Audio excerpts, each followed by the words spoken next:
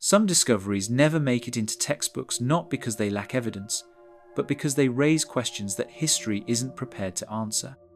Across continents and decades, certain excavation sites have been abruptly closed, artifacts quietly removed, and findings withheld from the public.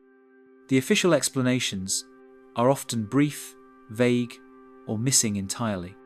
Join us as we'll examine the digs that were shut down, the relics that disappeared, and the ruins that remain off-limits. These stories don't offer easy conclusions, but they do reveal a pattern where parts of the past are preserved and others are deliberately kept out of reach. The tomb beneath the Sphinx. Beneath the ancient sands of Giza, where the Great Sphinx has watched over the desert for more than 40 years, there's a secret that has haunted archaeologists, researchers, and conspiracy theorists for decades. It isn't carved into stone or written on papyrus. It lies buried in silence beneath one of the world's most iconic monuments. In the 1990s, a series of ground-penetrating radar scans revealed something that shook the foundations of accepted history: a perfectly rectangular chamber hidden underneath the Sphinx's paws. The shape was unmistakable man-made, deliberate, and entirely undocumented.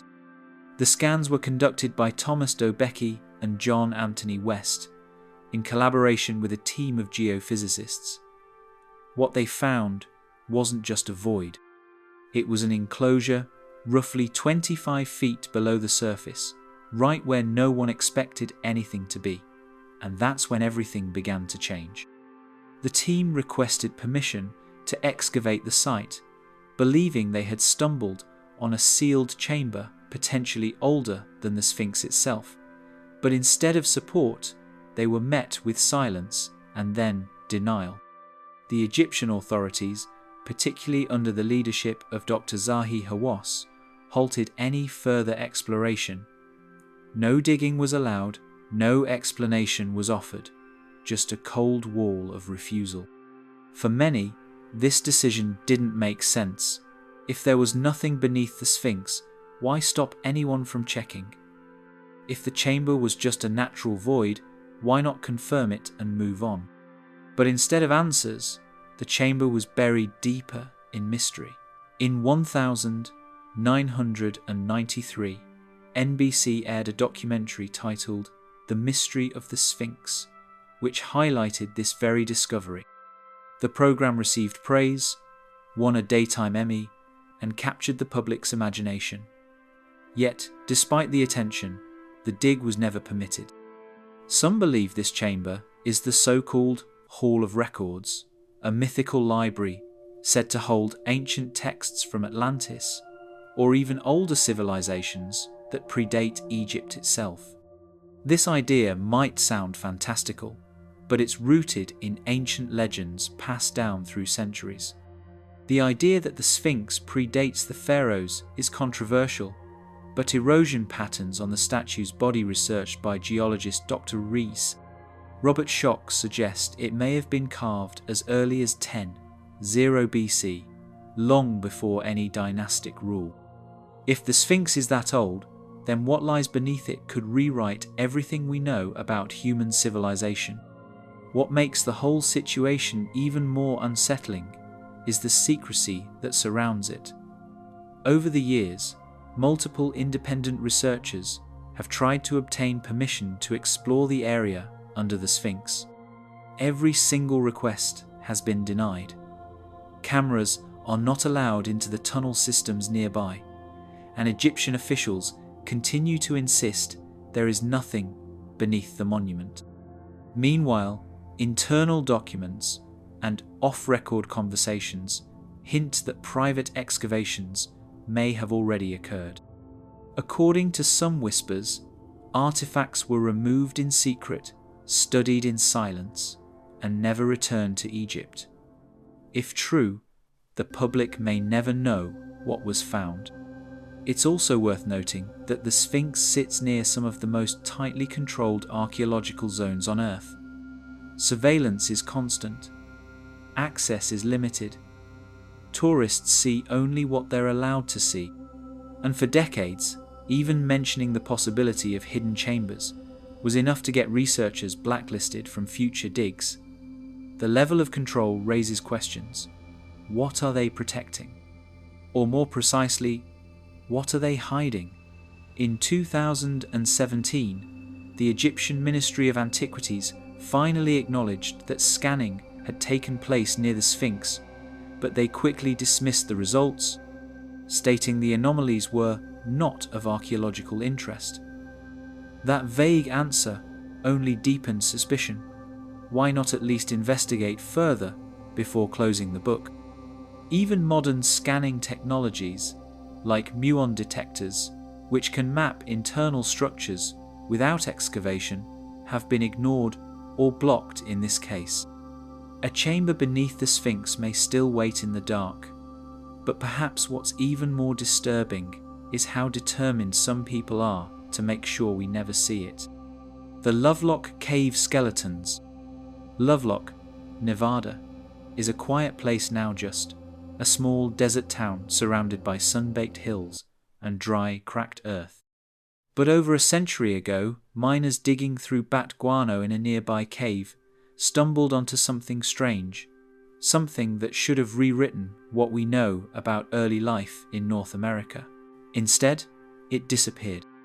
In 1911, two guano miners, James Hart and David Pugh, entered what would become known as Lovelock Cave. They weren't searching for history. They were after fertilizer. But as they scraped deeper into the dark layers of accumulated waste, they began pulling up items that clearly didn't belong to the modern world. Baskets, sandals, fishing tools, some remarkably well preserved, started turning up by the dozens.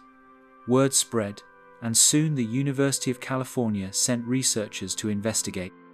It should have been a breakthrough. But it wasn't the tools or the handmade duck decoys that sparked whispers across Nevada. It was the bones. According to locals and early reports, some of the human remains pulled from the cave were shockingly large, far taller than the average human height, with skulls that some claimed didn't resemble any population known to live in the region. Several people described reddish hair clinging to the skulls. The discovery echoed an old story that the local Paiute people had passed down for generations. The legend tells of the Site Ka, a tribe of violent, red-haired giants who had once roamed the region, fighting with the Paiute and even practicing cannibalism. The stories say that eventually the Paiute drove them into a cave and set it on fire. That final detail has led many to wonder whether Lovelock Cave was the site of that battle, and if so, whether what the miners found wasn't just old bones, but evidence of a race that shouldn't exist. At first, some of the large bones were reportedly taken to local museums. A few skulls were even displayed for a time at the Humboldt Museum in Winnemucca. Visitors who saw them described their size as disproportionate larger than normal, with unusually wide jaws and eye sockets. But, over time, those remains disappeared from public view. Requests to study them were denied or ignored. Photographs remain, but the physical evidence is gone.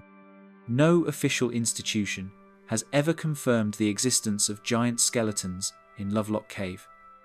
In fact, many of the excavation reports avoid mentioning human remains altogether.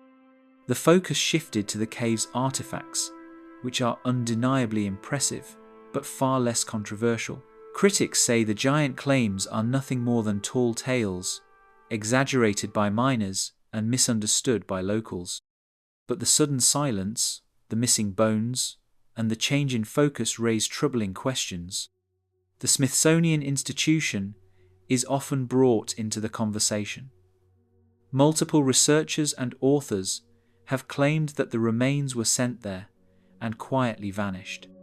While the Smithsonian denies any such involvement, similar stories have surfaced across the country. Time and again, discoveries that don't fit into the standard timeline are said to have been confiscated, discredited, or erased. What happened inside Lovelock Cave might never be fully known. The cave itself is now protected, and no further excavations are allowed. Visitors can stand inside it, walk along its cool stone walls, and read official signs about the ancient artifacts found there. But nowhere on those signs will they find mention of the red-haired giants. That part of the story has been removed from the record. Even so, the memory of what was found lingers in faded newspaper articles, in tribal legend, and in the stories of those who claim to have seen the bones before they vanished. Maybe the whole thing was a misunderstanding. Maybe the remains were ordinary, and the excitement simply grew beyond the facts. Or maybe something truly unusual was uncovered, someone decided the world wasn't ready to see. If that's the case, then Lovelock Cave isn't just an archaeological site. It's a grave not only for the dead, but for a version of history that was quietly sealed away. Researchers still search for answers, not with shovels, but through dusty archives, restricted museum files, and the overlooked details buried in old reports. Now and then, a photo surfaces, or a forgotten testimony breathes life back into the mystery. But without access to the bones, and without permission to question the official story, all that remains is a growing unease that something was indeed found in Lovelock Cave, and someone made sure the rest of us would never know. The Busegi Mountain Tunnels. In the summer of 2003, a routine satellite scan over Romania's Busegi Mountains caught the attention of military analysts, not because of what they saw above ground, but because of what they found hidden beneath it. Deep inside the mountain range, strange voids appeared on radar, symmetrical shapes, sharp angles, and hollowed-out chambers that didn't match any natural geological formations. At first, it looked like some kind of technical error, but further scans revealed something even more bizarre. A tunnel system stretching miles beneath the rock, ending in a massive dome-like structure buried inside the mountain. That's when everything went quiet. Officially, there's little mention of what happened next, but according to whistleblower accounts and leaked documents, what followed wasn't an academic investigation, it was a military lockdown. The Romanian government, allegedly under international pressure, sealed off the mountain and restricted access to the site. One of the key figures named in these accounts is a military official turned researcher named General Emil Stranu, who later spoke about high-level orders, sudden diplomatic pressure, and strange cooperation between Romanian intelligence and foreign agencies, including the United States. What's claimed to have been found inside the mountain has been described as nothing short of impossible. A series of carved tunnels, perfectly smooth and aligned, led to a vast underground chamber. The walls of the chamber emitted a subtle bluish glow, not from lights, but from the material itself, something unknown, something not found anywhere else on Earth. Inside the chamber, massive stone tables were arranged in a pattern that resembled a control room. On each table, holographic projections were said to appear when approached, showing scenes of stars, DNA sequences, and events from Earth's past. There were no inscriptions, no human markings, only precision, symmetry, and silence. It didn't look like anything ever built by any known civilization, and that may be why access was shut down so quickly. Allegedly, the Romanian government was prepared to announce the find to the world, but before they could, an emergency meeting was held with US officials.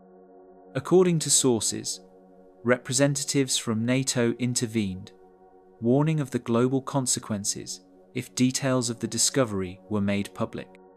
Not long after, the Romanian press blacked out all information related to the site.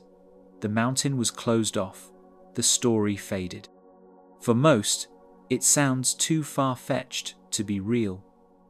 Stories of ancient alien structures hidden inside mountains belong in science fiction. But here's what makes this story difficult to dismiss. Documents leaked online in 2009 appear to match known military formatting. Names, positions, and language used in these files suggest real people were involved, real agencies with the power to enforce silence. And while none of it has been officially confirmed, none of it has been openly debunked either. The truly disturbing part is how steadily the suppression has continued. No independent researchers have been allowed near the mountain's key zones since the alleged discovery. Attempts to investigate are met with legal threats or sudden visa denials. Journalists who've tried to reach the area often report being followed, questioned, or turned away without explanation. And though Romania is rich with ancient legend stories of strange beings, hollow mountains, and forbidden knowledge, the Busegi tunnels are never discussed in official narratives or textbooks. Then there's the technology. According to some reports, one of the tunnels extended beneath the Earth's crust, reaching a secondary chamber in the Gobi Desert. Another was said to lead below the pyramids of Egypt. These claims strain the imagination, yet they're repeated again and again in documents attributed to those who were allegedly involved. If there's even a shred of truth to it, the Busegi discovery could challenge the entire structure of human history, and that, more than anything else, might explain why it's been buried. From the outside, the Busegi Mountains are still open to hikers and tourists. The forest is calm. The peaks draw photographers and climbers year-round. But beneath that quiet surface, something may lie hidden, walled off, not by nature, but by decision. The kind of decision made behind closed doors, in meetings without minutes, by people who answer to no one. If the tunnels are real, and if what was found inside them was truly beyond human understanding, then we may be looking at one of the most significant cover-ups of the modern age. And maybe that's why the silence is so complete. Not because there's nothing there, but because what's there would change everything. The Grand Canyon's Lost Egyptian Cave. In April of 1909, the Arizona Gazette published a headline that would quietly ripple through the world of archaeology before vanishing without a trace. The article told the story of an expedition funded by the Smithsonian Institution and led by a man named G.E. Kincaid. He claimed to have discovered a cave deep within the Grand Canyon, filled with artifacts that bore no resemblance to anything Native American. Instead, what he described sounded unmistakably Egyptian. Mummified bodies, hieroglyphs, copper tools, and even statues resembling the gods of the Nile. The cave, according to the article, was enormous, with branching tunnels, ritual chambers, and a shrine at the far end that suggested some kind of religious purpose. And then, silence. The story was never followed up. The Smithsonian issued no press release. In fact, when contacted years later, representatives from the institution denied that G.E. Kincaid had ever existed or worked for them. No official records were produced, no excavation logs were released, and no evidence of any such cave was ever made public. For a discovery that could have changed history, the sudden disappearance of all related information raised more questions than answers. The Grand Canyon is massive, so vast and rugged that even now, over a century later, parts of it remain inaccessible. But what's strange about this particular site is how specific the original report was. Kincaid was said to have entered the cave from the Colorado River, climbing up a steep rock wall before finding a narrow entrance. Inside, He described passageways large enough to accommodate dozens of people, with ventilation shafts carved into the walls and rooms filled with artifacts made of stone, gold, and copper. The layout seemed deliberate, as if built by a highly advanced and organized culture. If the story were a simple hoax, it would be easy to dismiss.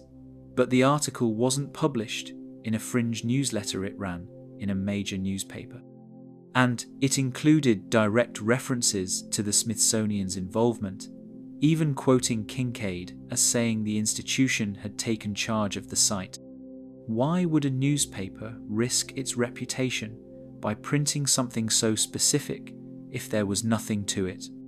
Researchers who tried to follow the story quickly ran into walls. The cave, allegedly located in an area now labeled as off-limits, falls within one of the most restricted zones of the Grand Canyon. Several of the surrounding landmarks bear strangely Egyptian names: Tower of Ra, Horus Temple, Osiris Temple, which has only fueled speculation. Officials say the names are coincidental, chosen by early explorers with an interest in mythology, but the coincidences pile up. To this day, no maps show the supposed location of the cave. Attempts to get access are consistently denied. Helicopters are restricted from flying low over certain parts of the canyon, and no known expeditions have ever reached the site Kincaid described.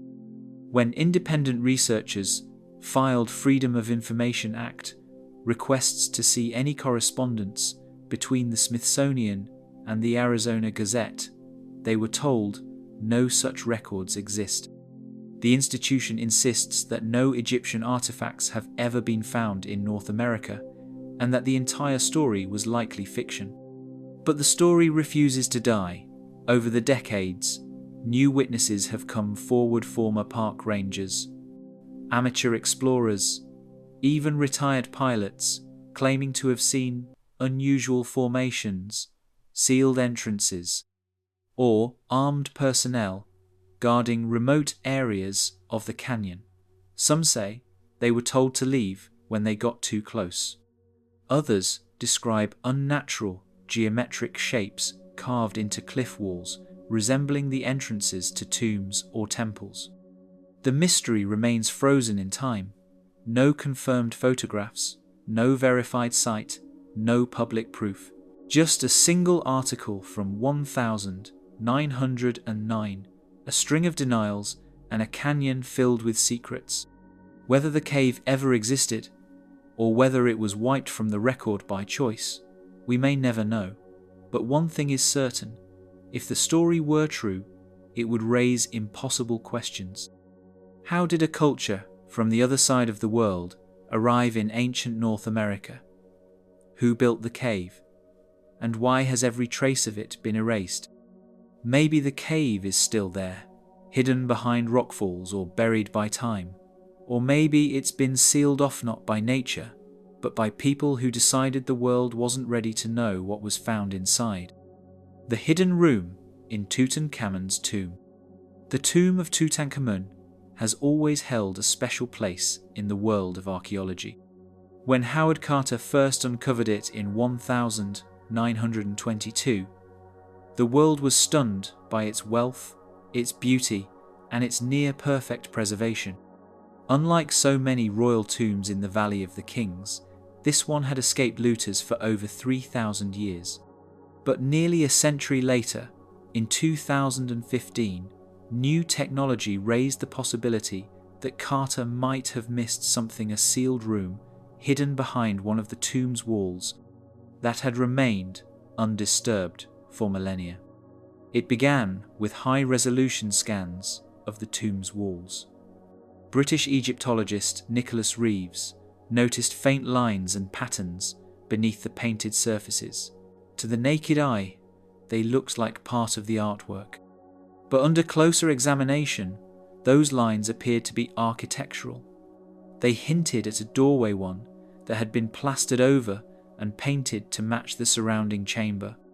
If true, that meant there could be more to Tutankhamun's tomb than anyone had realized. Reeves believed the hidden space might even be the lost burial chamber of Queen Nefertiti. The theory caused a wave of excitement across the archaeological community. Thermal imaging followed, revealing temperature differences in the wall, another clue suggesting the presence of a hollow space behind it. Then came ground-penetrating radar scans conducted by Japanese specialist Hirokatsu Watanabe. The results were shocking. According to the scans, there were not just one, but possibly two voids behind the walls, and at least one of them appeared to contain metallic objects. In the quiet corridors of Egypt's Antiquities Ministry, the implications of these findings could not be ignored. If the scans were accurate, they were looking at one of the most significant discoveries in a generation. And yet, instead of moving forward with care and precision, the project began to stall. Doubt was cast on the scans. Disagreements erupted between experts. The Egyptian authorities grew quiet. Eventually, permission to excavate the wall was denied. The reason? Officials claimed the evidence wasn't conclusive enough to justify damaging the artwork. But for many watching from the outside, the sudden halt didn't feel like caution, it felt like fear. The walls in question were just thin layers of plaster over solid rock. If a chamber did exist, cutting through would not have destroyed the tomb, only modified it. But the response from Egypt's Ministry of Antiquities was final. The scans were dismissed. Nicholas Reeves was sidelined. Further testing was suspended indefinitely. To this day, no one has been allowed to look behind the wall. That decision puzzled researchers around the world. The tomb of Tutankhamun is one of the most visited and studied archaeological sites on Earth. Every inch has been documented and analysed. And yet, when presented with compelling evidence of an unexplored room potentially holding the remains of one of Egypt's most mysterious queens, authorities chose to walk away. Some individuals think that the truth behind the wall could upend the official version of Egypt's 18th dynasty. If Nefertiti had been buried there first, and Tutankhamun's burial was a later addition, it would challenge the story Egypt has told about its most famous boy king. Others suspect more controversial motives, that something else lies behind the wall, something not meant to be found. Whispers of hidden chambers in ancient tombs aren't new, but in this case, the science supported the rumours. Multiple scans from multiple teams all pointed to the same possibility. Still, the site remains untouched. And now, nearly a decade after the initial radar results were made public, no further investigation has taken place. It's as if the momentum simply disappeared.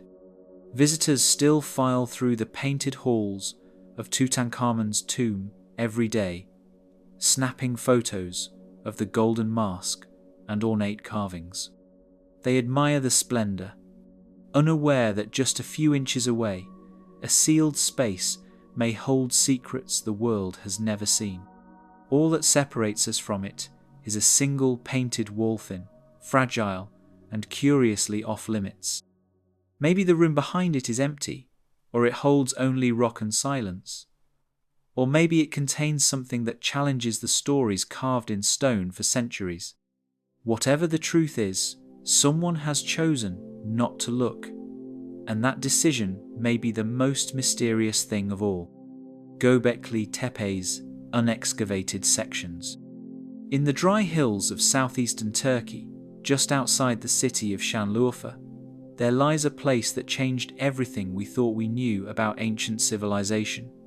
Göbekli Tepe. At first glance, it looks like a shallow, sunken quarry series of low circular enclosures carved into the earth, surrounded by scattered stone slabs. But what lies beneath is far older, far stranger, and far more unsettling than anyone could have imagined. When archaeologists first began digging there in the 1990s, they weren't expecting much.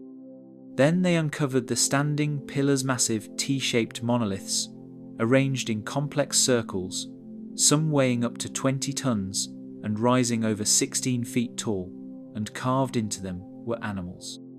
Snakes, scorpions, boars, vultures etched with impossible precision and with a sense of symbolism no one could fully explain. What made it even more shocking was the age. Radiocarbon dating placed Göbekli Tepe at around 9,600 BC UVA 0 years ago. That's 0 years older than Stonehenge and 0 years before the pyramids of Egypt. It predates agriculture, pottery, and writing. According to everything historians had believed, humans weren't even supposed to be building monumental structures at that time. We were still meant to be hunter-gatherers, nomads. And yet, someone had not only built Göbekli Tepe, had engineered it with skill, purpose, and meaning. But the most disturbing part of Göbekli Tepe isn't what's been found, it's what hasn't. Only about 5% of the site has been fully excavated. That's right, 5%. The rest remains buried beneath layers of soil, protected by officials who now insist that digging further would damage the site. Archaeologists have been ordered to stop. They say it's for preservation. But there are questions no one seems willing to answer. Why halt exploration at one of the most important sites in human history? Why seal off the remaining 95% when it could hold clues to our origins or rewrite the story of civilization itself? Radar scans of the buried sections show that what's already been uncovered is just the surface of a much larger complex. Dozens, possibly hundreds soft stone circles still lie beneath the earth. There may be chambers, passageways, or even older layers built on top of one another, like geological time capsules. Some experts believe the deeper you go, the older the structures get. And if that's true, then we haven't just stumbled onto an ancient temple, we've found a timeline, buried on purpose, maybe by the people who built it. What's strange is that the site doesn't seem to have been abandoned. It was intentionally buried. Around 8000 BCE, centuries after its construction, someone carefully filled in the enclosures with dirt, rocks, and debris. Not smashed, not destroyed, buried. As if they wanted to hide it, not from nature, but from future generations. And that decision may be the key to the mystery. Why hide something so monumental, so advanced? What was Göbekli Tepe used for, and why did its builders choose to bury it alive? Some have speculated that the carvings on the pillars tell a story, not just of animals, but of a cosmic event. One enclosure features a vulture holding a circular object, next to symbols that some researchers claim resemble constellations. Others suggest the site was part of a forgotten religion, one that reached far across continents before vanishing without a trace. Still, others believe the builders may not have been human in the way we understand it, at least not shaped by the same history, the same path. And yet, with all of these questions swirling, the work has stopped. Official tour guides take visitors through the small section that's been unearthed, past wooden walkways and neat signs that highlight the carvings. But they don't take people to the sealed areas. They don't mention the radar scans or the buried circles still hidden beneath the hillside. They certainly don't explain why one of humanity's greatest archaeological sites is being left untouched, locked under dirt and silence. In a world hungry for answers about our past, Göbekli Tepe should be the focus of relentless excavation, constant discovery, but instead it sits quietly, watched, protected, and off limits. As if someone, somewhere, has decided we're not ready to see what else is buried there. Or worse maybe, we were never supposed to see it in the first place. The Vatican's stolen Egyptian artifacts. Deep within the heart of Vatican City, beyond the Sistine Chapel's ceiling, and the guarded halls of the Apostolic Palace lies a collection few will ever see. The Vatican museums are home to one of the world's most extensive private archivestons of thousands of artifacts, scrolls, and objects tucked behind sealed doors guarded by centuries of silence. But among the marble statues and gilded crosses, there are whispers of something that doesn't quite fit. Objects from a land far older than Christianity itself. Artifacts from ancient Egypt, removed from their homeland, hidden from scholars, and never acknowledged in full. The connection between the Vatican and Egypt stretches back further than most realize. During the Roman Empire's conquest of Egypt, temples were raided and sacred objects taken as trophies.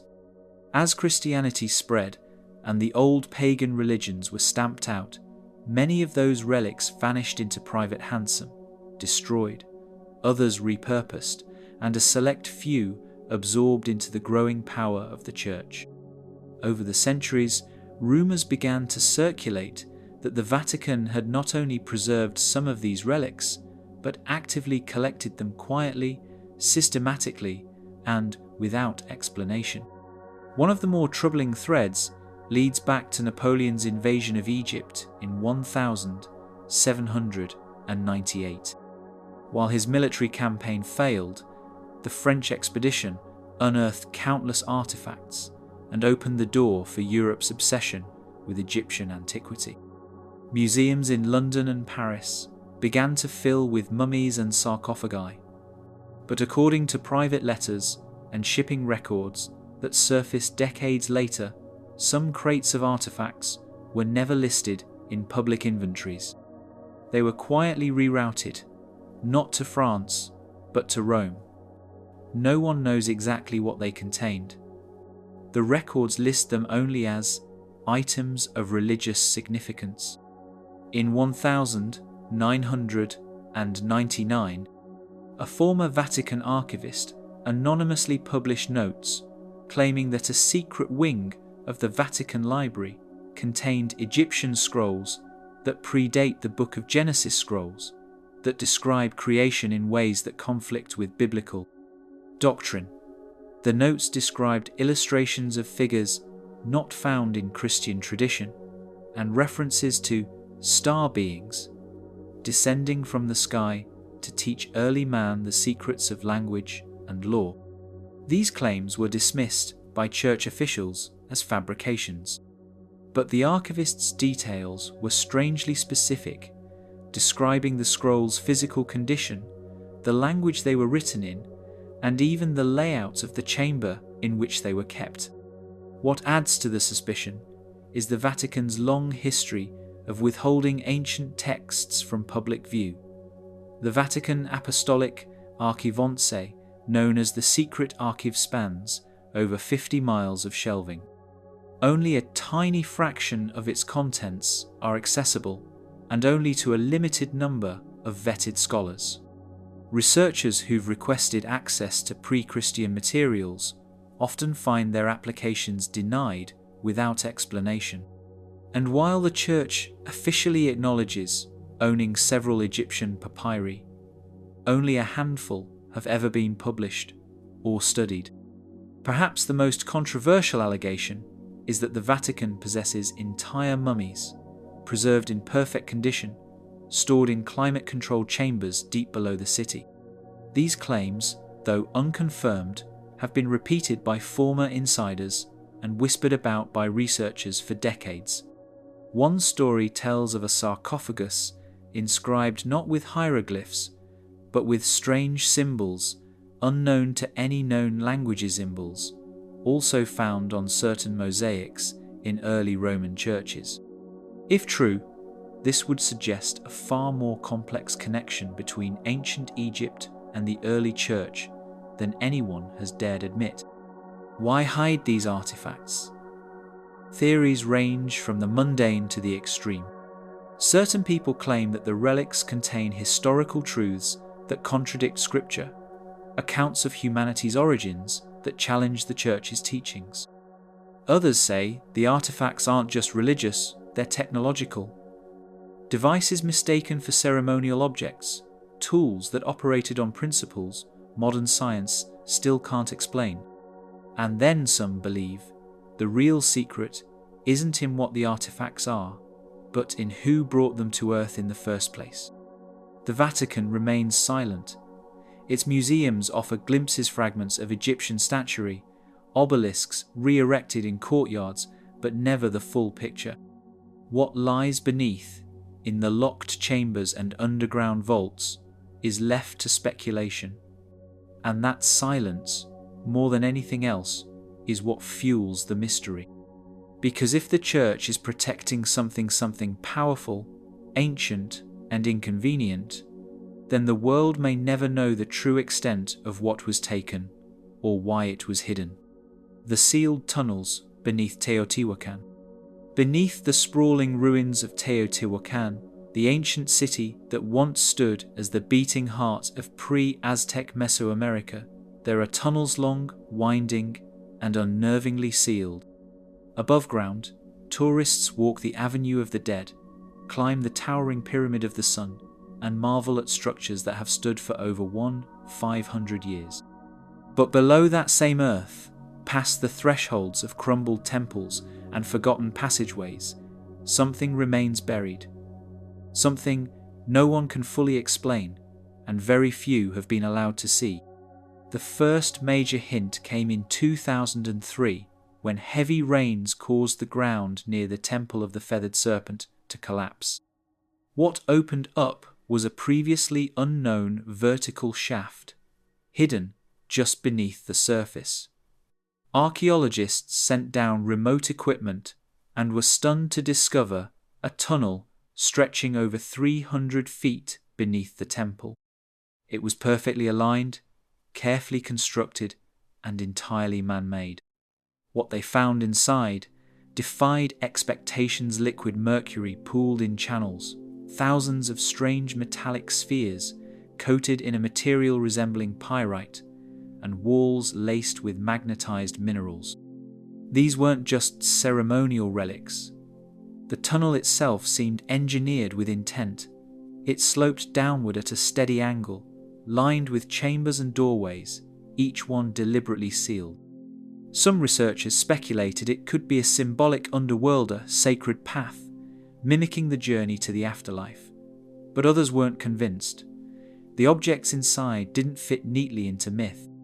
The mercury, toxic and volatile, wasn't used in ritual by any known Mesoamerican culture. The spheres, smooth and metallic, had no known function.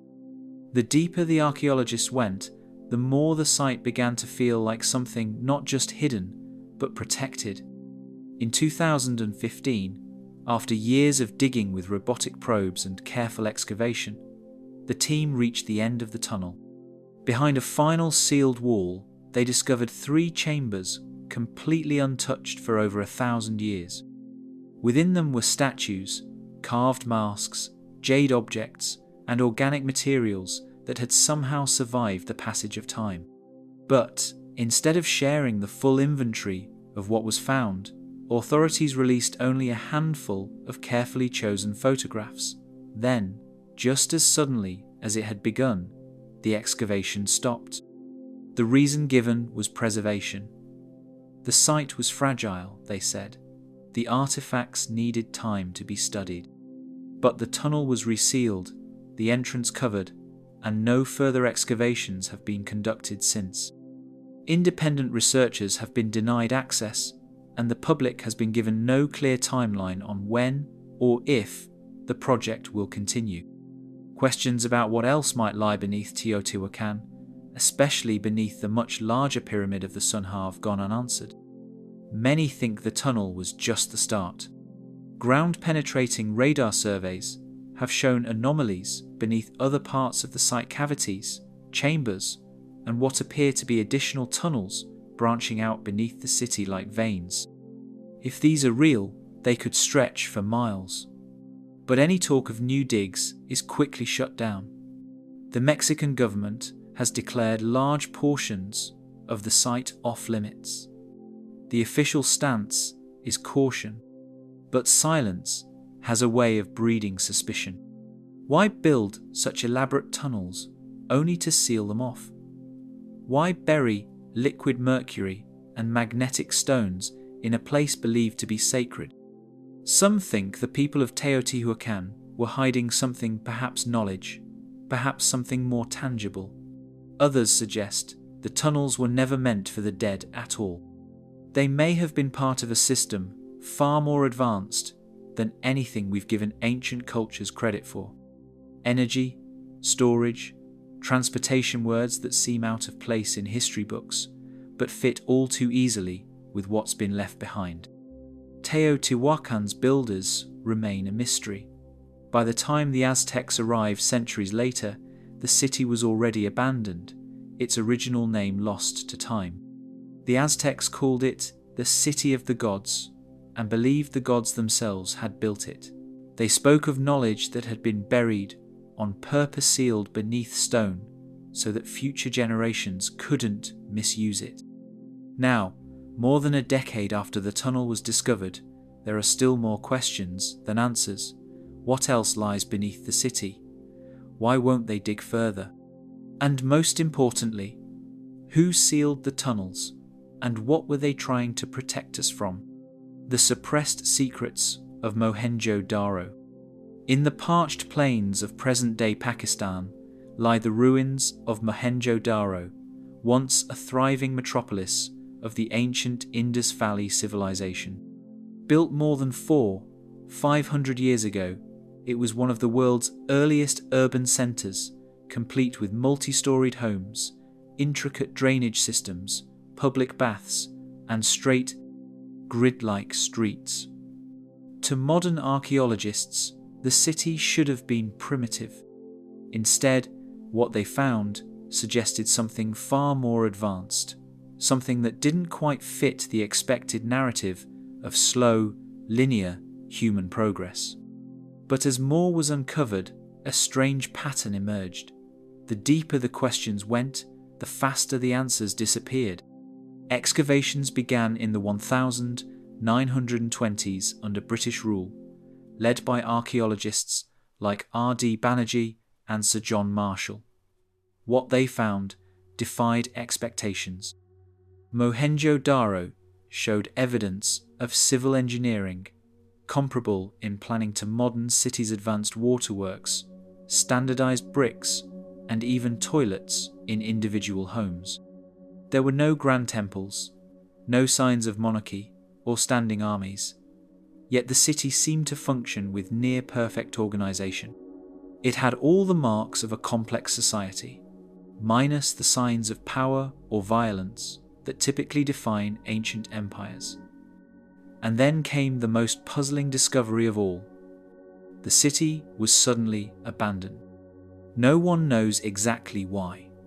There are no signs of a major war, no evidence of an earthquake or natural disaster that could explain the sudden end.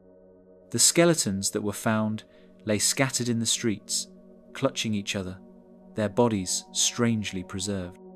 Some of them appeared to have died instantly, as if frozen in place by a force no one could explain. Radiation levels in certain areas were reportedly higher than normal. This led to theories too strange for most academic journals, but too persistent to ignore ideas of ancient warfare, or even something resembling a nuclear event. One of the most controversial claims came from a series of reports in the 1970s which suggested that traces of vitrified stone rock melted into glass by extreme heat had been found in parts of the city. Similar effects have only been observed at nuclear test sites. Indian researcher David Davenport later wrote that he found evidence of what he called a blast zone, where buildings had crumbled outward, not inward, and where intense heat appeared to have struck certain areas without leaving behind fire damage. His work was dismissed by mainstream scholars, yet none could fully explain the sudden collapse of a city so well structured, so ahead of its time. Adding to the mystery, much of Mohenjo-Daro remains unexcavated. only a small fraction of the city has been studied, and efforts to dig deeper have been repeatedly halted. Pakistani authorities cite preservation concerns, saying the site is too fragile for continued exploration. But critics argue that the lack of transparency raises more questions than it answers. Artifacts recovered from the site have gone missing. Entire rooms of finding spottery, tools, and even written tablet shave vanished into archives, never to be seen again. The writing system of the Indus Valley, found etched into seals and tablets at Mohenjo-Daro, has never been decoded. Dozens of attempts have been made, but the script remains silent. Without a Rosetta Stone, its meaning is locked away. Some linguists suspect it holds more than trade records, or names it might preserve knowledge, rituals, or even warnings from the people who lived there. But until it's cracked, no one can be sure. There's also the issue of geography. Mohenjo-Daro was built on a floodplain, which makes its survival for centuries all the more remarkable. Ancient civilizations typically avoided such locations, yet this one thrived there, protected perhaps by engineering techniques we've yet to rediscover. Some of the site's water systems are still functional, baffling modern hydrologists. It's as if whoever built the city knew something we don't, something about nature, construction, or time itself. Today, Mohenjo-Daro is considered a UNESCO World Heritage Site, yet it crumbles slowly under heat and neglect. Tourism is limited, funding is inconsistent, and many of its discoveries are locked away in archives that few are allowed to access. The surface of the city, its streets, its wells, its eerily intact homes remains visible. But the deeper truths, whatever they may be, seem to be buried under something far heavier than earth: silence, denial, and a refusal to ask the wrong questions. And maybe that's the most disturbing part, that one of the oldest cities on earth may have vanished not just from history, but from memory on purpose. The Rockwall of Texas. Just beneath the soil of Rockwall, Texas, there's something hidden that shouldn't be there. It looks like a wallong, buried and made of stone blocks so precisely arranged that they almost seem intentional. Locals have known about it since the mid-1800s, when settlers digging for water hit something solid. As they kept digging, they uncovered layer after layer of massive stones stacked in straight lines, forming what appeared to be a wall stretching for hundreds of feet underground. The discovery was strange, but the conclusion seemed simple enough. It must be a natural formation. At least, that's what people were told to believe. But not everyone agreed. Over the years, people began to notice that the stones weren't just randomly placed. They were cut some into perfect rectangles, others with sharp 90-degree angles. In certain places, the stones even showed signs of mortar or fitted joints, the kind you might expect in ancient architecture. The more that was uncovered, the harder it became to explain away as a natural rock formation. Farmers, curious locals, and amateur geologists kept finding the same thing: wall-like structures buried deep underground, forming corners, tunnels, and archways. But just when interest would start to build, something strange always seemed to happen. The site would be sealed, the hole filled in, the investigation stopped. Mainstream geologists argue that the rock wall structure is a natural phenomenon called a sandstone dike. According to this theory, the formation was created millions of years ago when sediment pushed up through cracks in the earth and hardened into long, wall-like shapes. And yet, this doesn't quite explain the patterns, the symmetry, or the sheer scale of what's down there.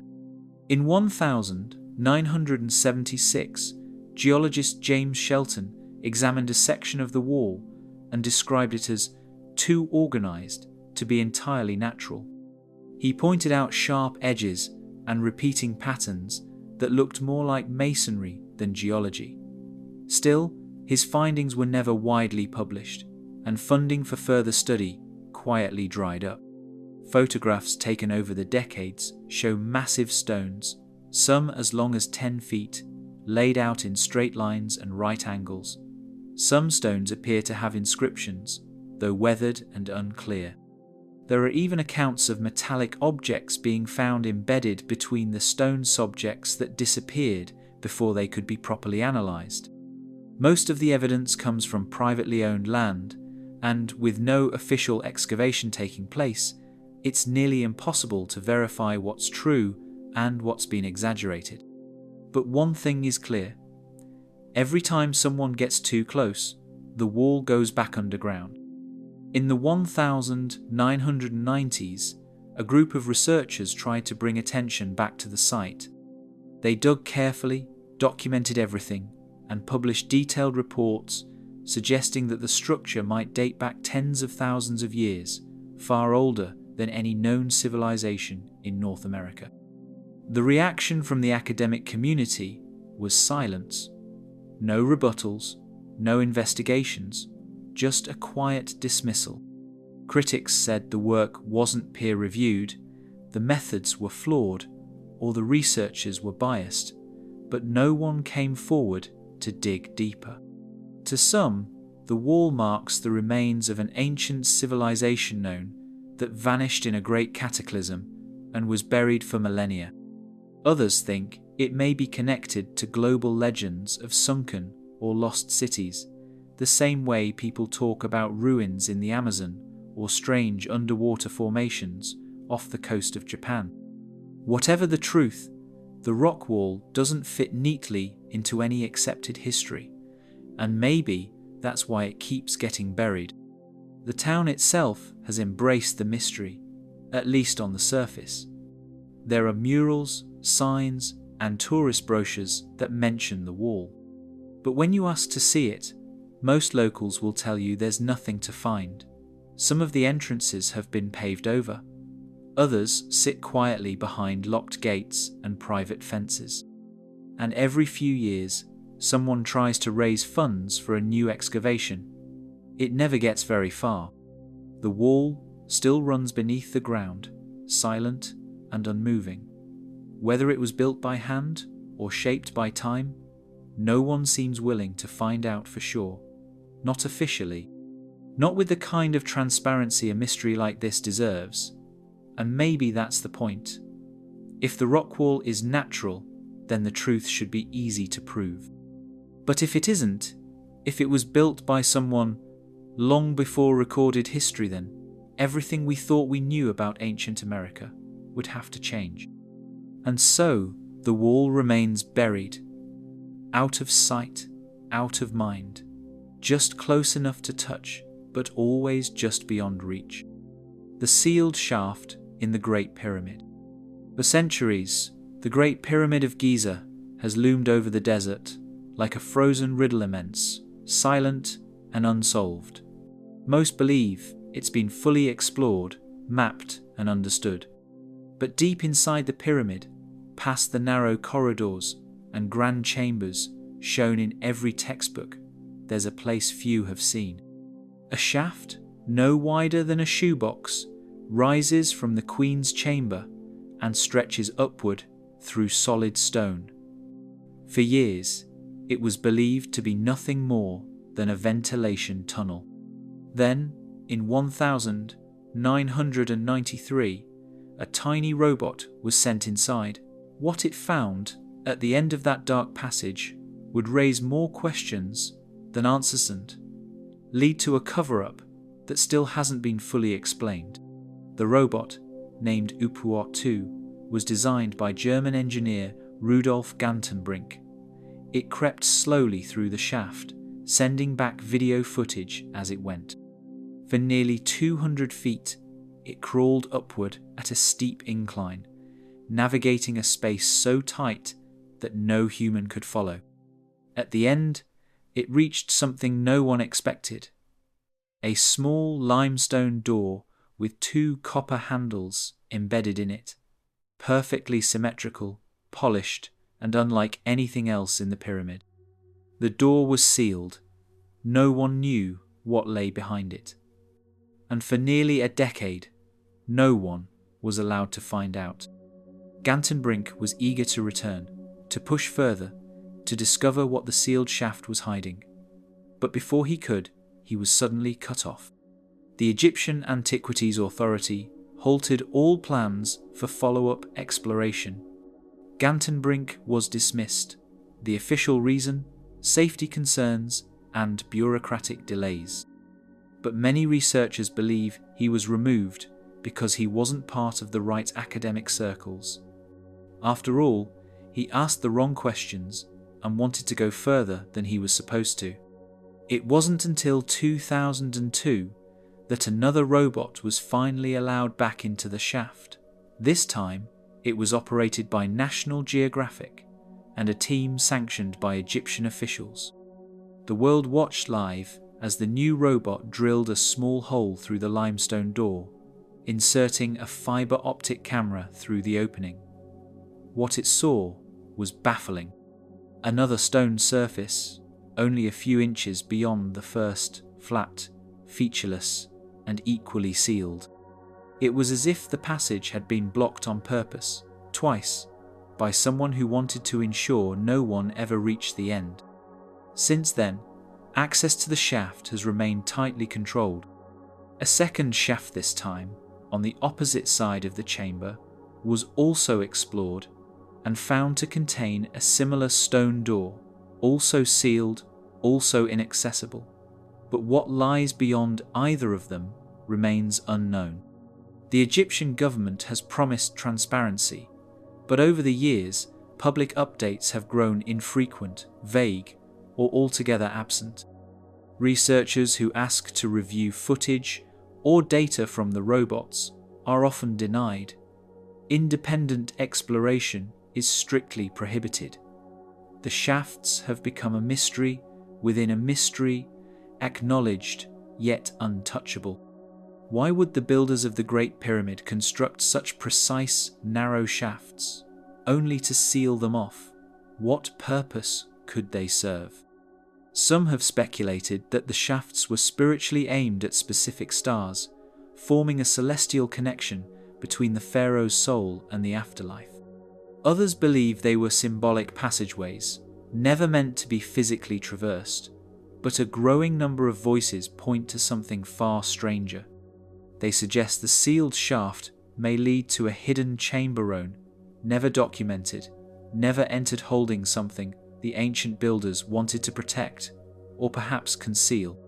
There's a theory that the Great Pyramid wasn't just a tombit, was a machine, a structure built with knowledge of geometry, astronomy, and energy that we still don't fully understand. If that's true, then the sealed shafts may not be random at all. They may be part of a larger mechanism, one we've only barely begun to recognize. But rather than explore that idea, authorities have chosen to seal the site back up, keep the data close, and leave the deeper questions unanswered. Today, tourists wander through the pyramid's corridors, past the king's chamber and the echoing Grand Gallery. Guides repeat familiar stories about burial chambers and stolen treasures, but the shafts remain off-limits, quiet, narrow scars in the stone that point to something more. They're not myths or rumors. They're real. They've been filmed. They're sealed. And whatever lies behind those ancient doors, someone decided long ago that we're not supposed to know. The sunken ruins of Lake Titicaca. High in the Andes, where the air is thin and the sky feels closer than the ground, Lake Titicaca stretches across the border of Peru and Bolivia like a mirror for the clouds.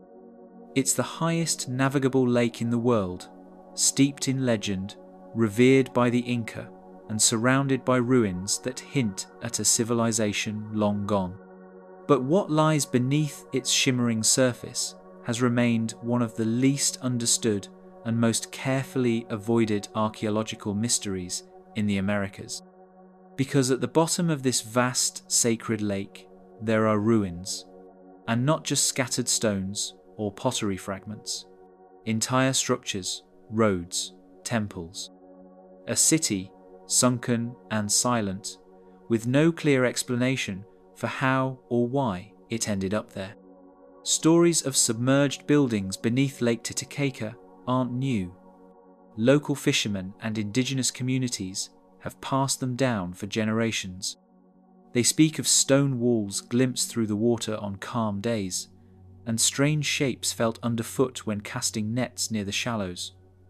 For centuries, the stories were dismissed as folklore. But in the year 2000, that changed. That's when a team of international researchers, led by the scientific and archaeological departments of Bolivia, conducted a sonar survey of the lake's floor. What they discovered was astonishing. A massive complex beneath the southern part of the lake, just off the coast near the village of Santiago de Ojulaya. Using underwater scanning and dive teams, they confirmed the existence of stone terraces, long roads, and large walls, some of them extending over 1 kilometer in length. Most startling was a temple-like structure nearly 200 meters wide, resting beneath layers of sediment and freshwater plants. Carbon dating from organic material taken from the site suggested it was over 10 years old, older than the Inca Empire. And yet, the architecture mirrored the style of Tiwanaku, a pre-Incan civilization known for building the mysterious Gateway of the Sun and crafting megalithic blocks with precision cuts that defy modern tools. If this underwater complex was indeed Tiwanaku in origin, then it implied something extraordinary, that the Tiwanaku people built structures on land that was later swallowed by the lake. But Lake Titicaca isn't fed by the ocean. It doesn't rise and fall with tides. For an entire city or religious site to be submerged, either a massive tectonic shift would have had to occur, or the lake itself once held different boundaries than it does now. Some researchers proposed that climate shifts, glacial melt, or ancient earthquakes might have changed the water levels over time. But even those theories leave gaps. The level of preservation seen in the ruins suggests they were suddenly and permanently submerged. And here's where the story takes a turn. After the initial announcement in 2000, there was talk of international collaborations, funding for excavation, and plans to construct underwater observation platforms, but none of it happened. Instead, the project was abruptly scaled back, updates stopped, requests for new dives were quietly denied. To this day, the full details of what was found remain unpublished. Bolivia has since designated the area as a protected cultural site, meaning that even scientific exploration now requires government approval. Approval that, for reasons never made public, is rarely granted. The silence surrounding the ruins has only deepened the mystery. Some believe the submerged city challenges accepted timelines of Andean civilization, that it pushes the rise of complex society in South America further back than scholars are ready to admit. Others point to legends from both the Tiwanaku and Inca that speak of a great flood, one that swallowed cities whole and left only whispers behind. If these stories are more than metaphor, then what lies at the bottom of Lake Titicaca may be a literal remnant of a world lost to water. Adding to the mystery is the fact that no major museum has requested to display artifacts from the site. No documentaries have explored it in detail. No follow-up dives have been widely publicized. It's as if a curtain was drawn the moment something too inconvenient was found. Even today, the lake remains still and vast, its secrets hidden in plain sight. Boats skim across its surface, unaware of what rests below. Tourists snap photos of ancient island shrines, never knowing that something far older may lie just beneath the waterline. Something once built by human hands, something someone decided should stay forgotten. The Dead Sea Scrolls that were never published. In 1947, on the dusty cliffs near Qumran by the edge of the Dead Sea, a young Bedouin shepherd tossed a stone into a cave and heard the unmistakable sound of pottery shattering. What he found inside wasn't treasure in the usual sense, it was something far more powerful. Hidden in clay jars were ancient scrolls, wrapped in linen, untouched for nearly 2,000 years. Over the next decade, thousands of fragments would be pulled from caves across the region. Together, they became known as the Dead Sea Scroll Zone, of the most important archaeological discoveries of the 20th century. But what many don't know is that not all of the scrolls were shared with the world. Some were kept in the dark, unpublished, untranslated, and locked away. And the reasons for that silence remain deeply unsettling. Most of the scrolls were written in Hebrew, Aramaic, and Greek, and included copies of Old Testament texts, commentaries, community rules, and apocalyptic visions. Some were remarkably intact, while others were shattered into thousands of brittle shards. As soon as they were discovered, religious institutions and universities raced to collect, catalogue, and study them. The Rockefeller Museum in East Jerusalem became the center of this effort. But instead of publishing the findings openly, a small team of scholars, most of them connected to the church or conservative academic institutions, was given exclusive access. For decades, they held a monopoly over the scrolls. Outside, researchers were barred from viewing them, and when questions arose about what was being withheld, the answers were vague at best. By the 1970s, it became clear that hundreds of scroll fragments, possibly thousands, remained untranslated. Some of these texts, it was whispered, contained ideas and narratives that didn't align with established religious doctrine. Early leaks from scholars spoke of alternative creation stories, references to multiple messiahs, and prophetic warnings that didn't match anything found in the canonical Bible. One fragment, known as the Temple Scroll, described building dimensions and rituals unlike anything in Jewish or Christian texts. Another hinted at a figure called the Teacher of Righteousness, who some believed may have predated Jesus and challenged everything about the timeline of early religious movements. It wasn't until the early 1990s that the academic monopoly finally began to break. A group of independent researchers managed to photograph and reconstruct many of the unpublished scrolls using new imaging technology. The Huntington Library in California released its copies of the images, allowing wider access. But even then, certain scrolls remained missing. Some had reportedly gone into private collections. Others, scholars claimed, had mysteriously disintegrated or were deemed too damaged to ever be translated. Still, others were simply marked restricted, and no one, no even qualified historians, was permitted to study them. The Vatican has long been accused of playing a behind-the-scenes role in the suppression. While it officially denies holding any of the scrolls, several of the early scholars who oversaw the documents were Catholic priests. Some believe these men cherry-picked what was released, choosing texts that supported biblical continuity and quietly sidelining anything that raised doubts. Among the most controversial were the so-called end-time scrolls documents, allegedly describing cosmic wars, fallen angels, and a timeline of destruction that bore eerie similarities to the Book of Revelation, but with strikingly different details. There are also allegations of scrolls that suggest the existence of lost books of the Bible texts, once accepted by early Jewish or Christian communities, but later removed.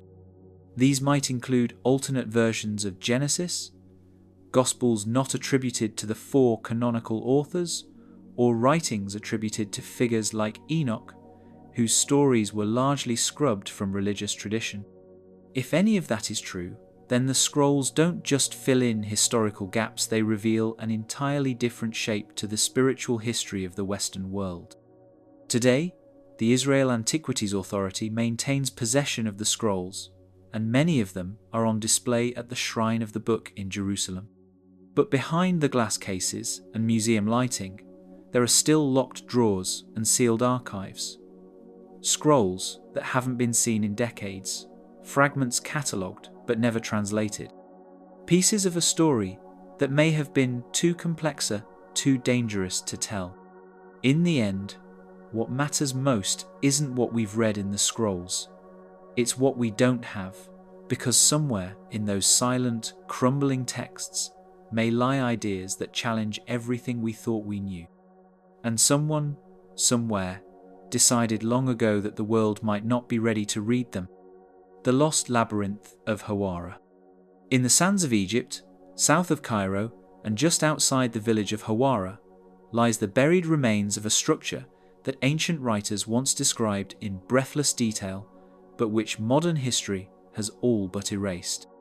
Herodotus, writing in the 5th century BCE, claimed it was more impressive than anything he had seen in Egypt, including the pyramids themselves. He called it the labyrinth, a sprawling underground complex with thousands of chambers, halls and passageways, so vast and complex that no one could map it completely. But today, if you go to Hawara, there's almost nothing to see, just cracked earth, faint outlines of stone, and silence. Whatever this labyrinth was, it's been buried and, for reasons no one will clearly explain. Herodotus wasn't the only one to describe it. Pliny the Elder, Diodorus, Siculus, and Strabo all spoke of the labyrinth as a real place. They described multiple levelsome above ground, some below and halls supported by pillars carved with sacred inscriptions. Statues lined the corridors, hidden chambers lay behind false walls. And at its heart, it was said to contain the tomb of a king, guarded by traps and secrets meant to keep intruders away.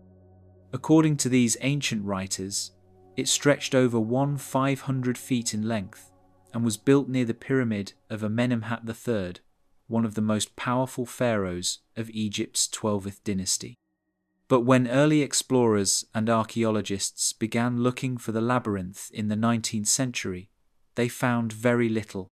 The area around Hawara had been looted for centuries, and the desert had reclaimed most of what was once there. In 1888, British archaeologist Flinders Petrie led a major excavation of the site. He discovered a massive field of stone blocks just beneath the surface, flattened and broken, as if something enormous had once been deliberately dismantled. He believed he had found the remains of the labyrinth, but what he described didn't match the grandeur of the ancient accounts. Still, his notes hinted at something larger. He reported underground chambers filled with debris, strange walls that led nowhere, and sealed doors that were never opened. And then the excavation stopped. For nearly a century, little more was done. The site was declared too damaged to be worth further exploration. The idea of the labyrinth faded from textbooks, reduced to a footnote or a legend. But in 2008, a team of researchers from Belgium and Egypt conducted a ground-penetrating radar survey of the area around Hawara. What they discovered shocked them. Beneath the sand and stone, there appeared to be an enormous rectangular structure, 300 meters wide and nearly 250 meters long, buried under several layers of sediment. The radar images showed walls, chambers, and patterns that strongly resembled the descriptions passed down from antiquity. The discovery was announced at a conference in Ghent, and for a moment, there was hope that the labyrinth would finally be brought back into the light. But almost immediately, the project was shut down. Egyptian authorities denied the researchers further access. The radar data was removed from official websites. No formal explanation was given. The labyrinth, it seemed, was to remain buried once again. Why? That's the question that has never been answered. Was it a matter of funding, conservation, or did the radar scans reveal something deeper?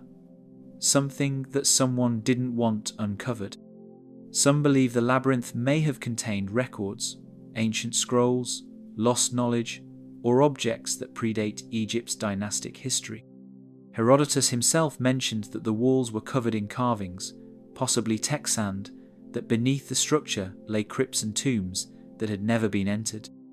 If even part of that is true, then the labyrinth could hold insights not just into Egyptian history, but into the origins of civilization itself. Yet, year after year, the sand remains undisturbed.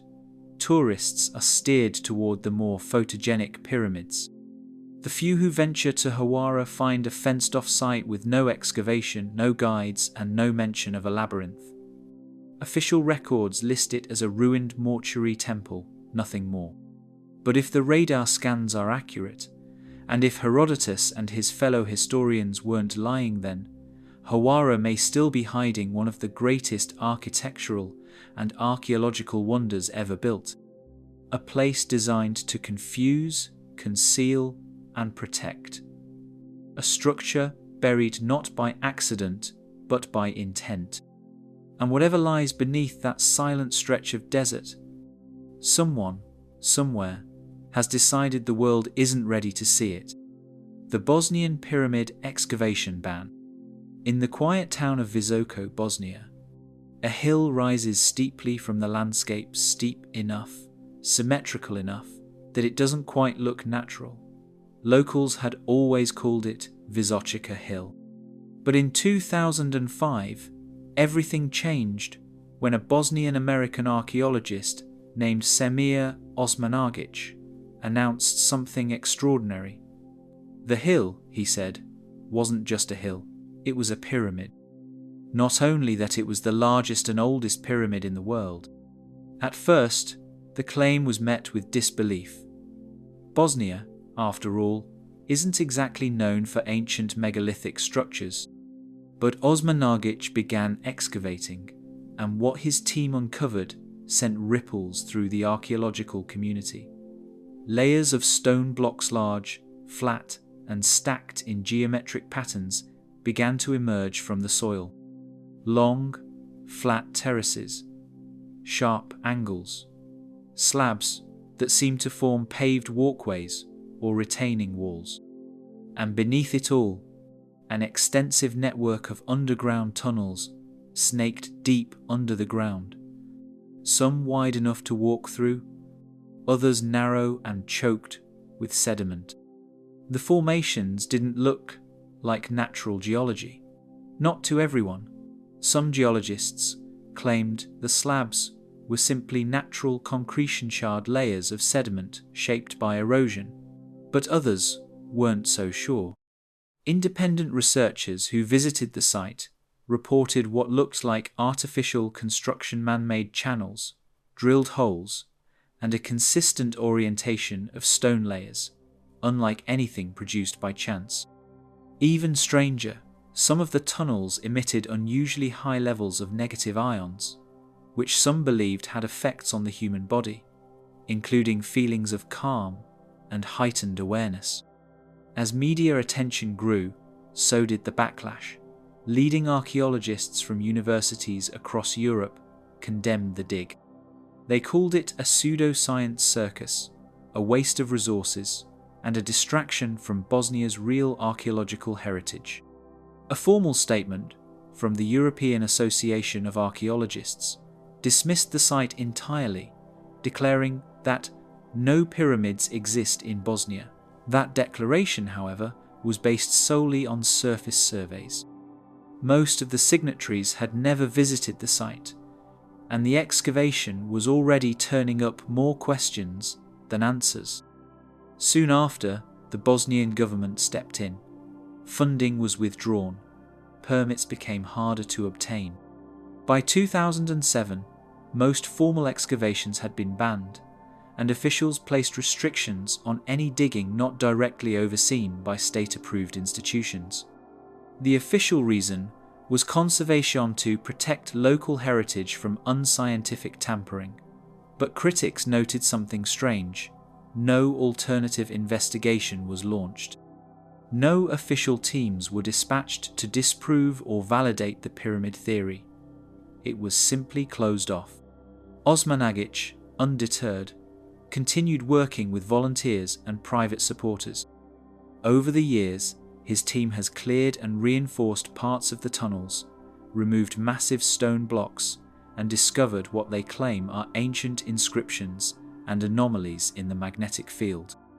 Every summer, visitors from around the world come to see the Bosnian pyramids, as they're now widely known. Some call it a spiritual center. Others see it as a suppressed discovery one that challenges the accepted timeline of human history in Europe. The most controversial part of the entire mystery isn't the pyramid itself, it's the silence around it. Why hasn't a single major university launched a formal investigation? Why are there no academic grants to study the underground structures, the carved stone, or the apparent alignment of the pyramid's faces with true north? Why is the instinct always to deny rather than to verify? Some insist the real answer is buried in the symbolism of the pyramid.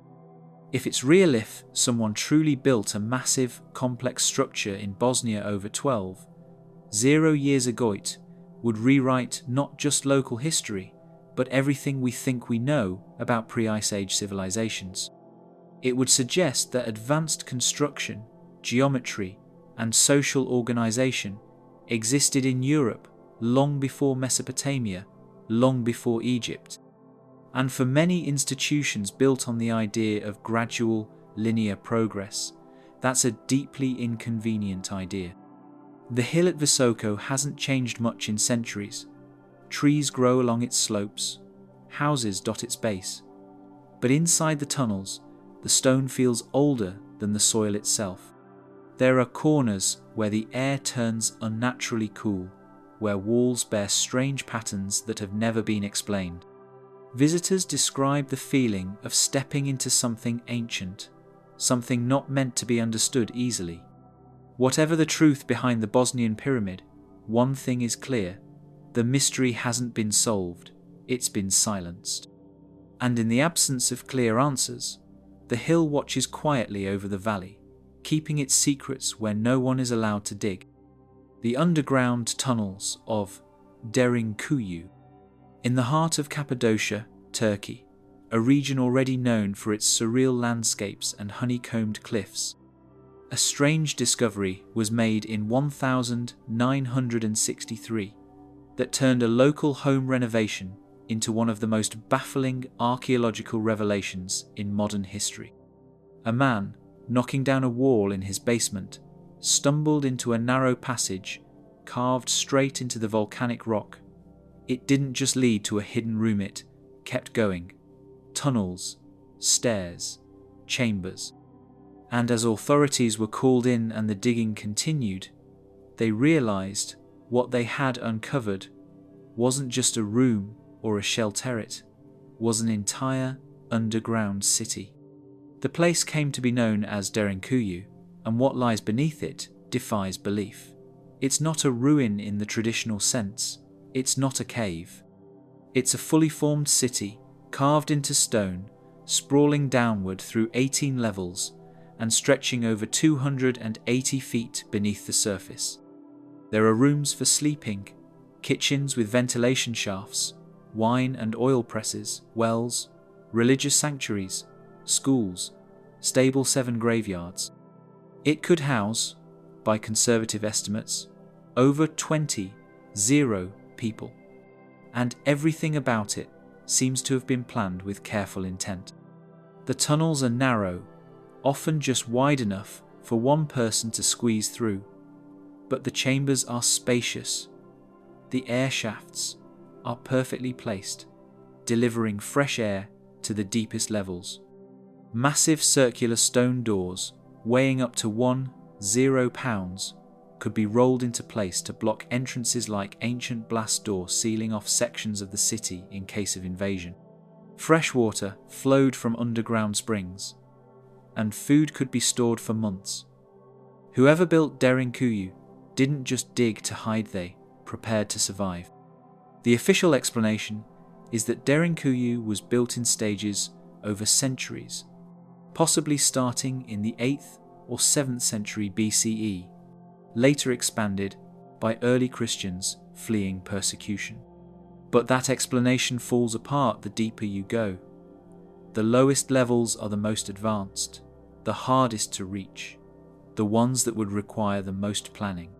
And yet, no one can say with certainty who created the original tunnels, or why. No inscriptions mark the walls, no documents were left behind. The stone doesn't tell its age. It just tells us that someone, long ago, possessed the knowledge and manpower to remove thousands of tons of volcanic rock with surgical precision and leave behind a labyrinth that even today feels alien in its design. Some researchers have quietly questioned the official story, not because they want to stir controversy, but because Derinkuyu doesn't follow a logical timeline. How could ancient people, with primitive tools, carve such a vast and efficient system beneath solid rock without leaving any clear sign of their technology or purpose? Why build so deep? Why create hidden air vents and emergency exits, unless the threat was enormous long-term? There are local legends, older than Christianity, that speak of underground refuges, built to protect people not from armies, but from something far worse. Some versions mention fire raining from the sky. Others speak of ancient enemies that hunted from above.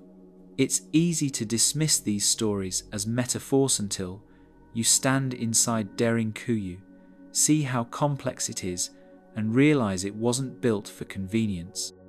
It was built for fear. Only a portion of Derinkuyu is accessible now, carefully lit and open for tourists. But the majority of the city remains sealed, its deeper corridors closed behind locked gates or blocked by unstable rock. Exploration teams are limited and new surveys are rare. Whispers persist of lower levels still untouched, where the tunnels stretch farther than anyone expected.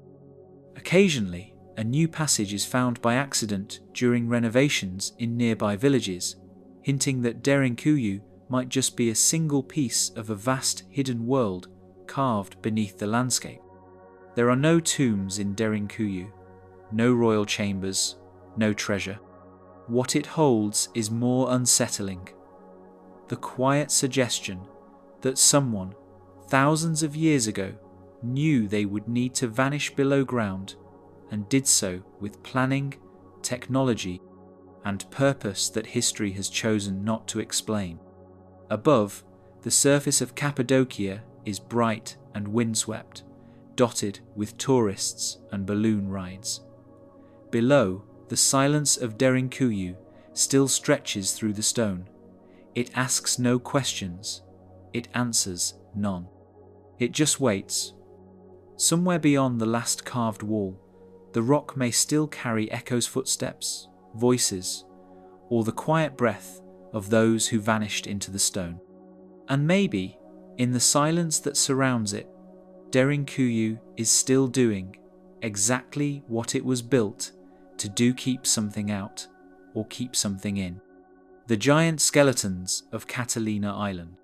Off the coast of Southern California, Catalina Island basks in sunlight and sea breeze, its cliffs and coves drawing in tourists year-round.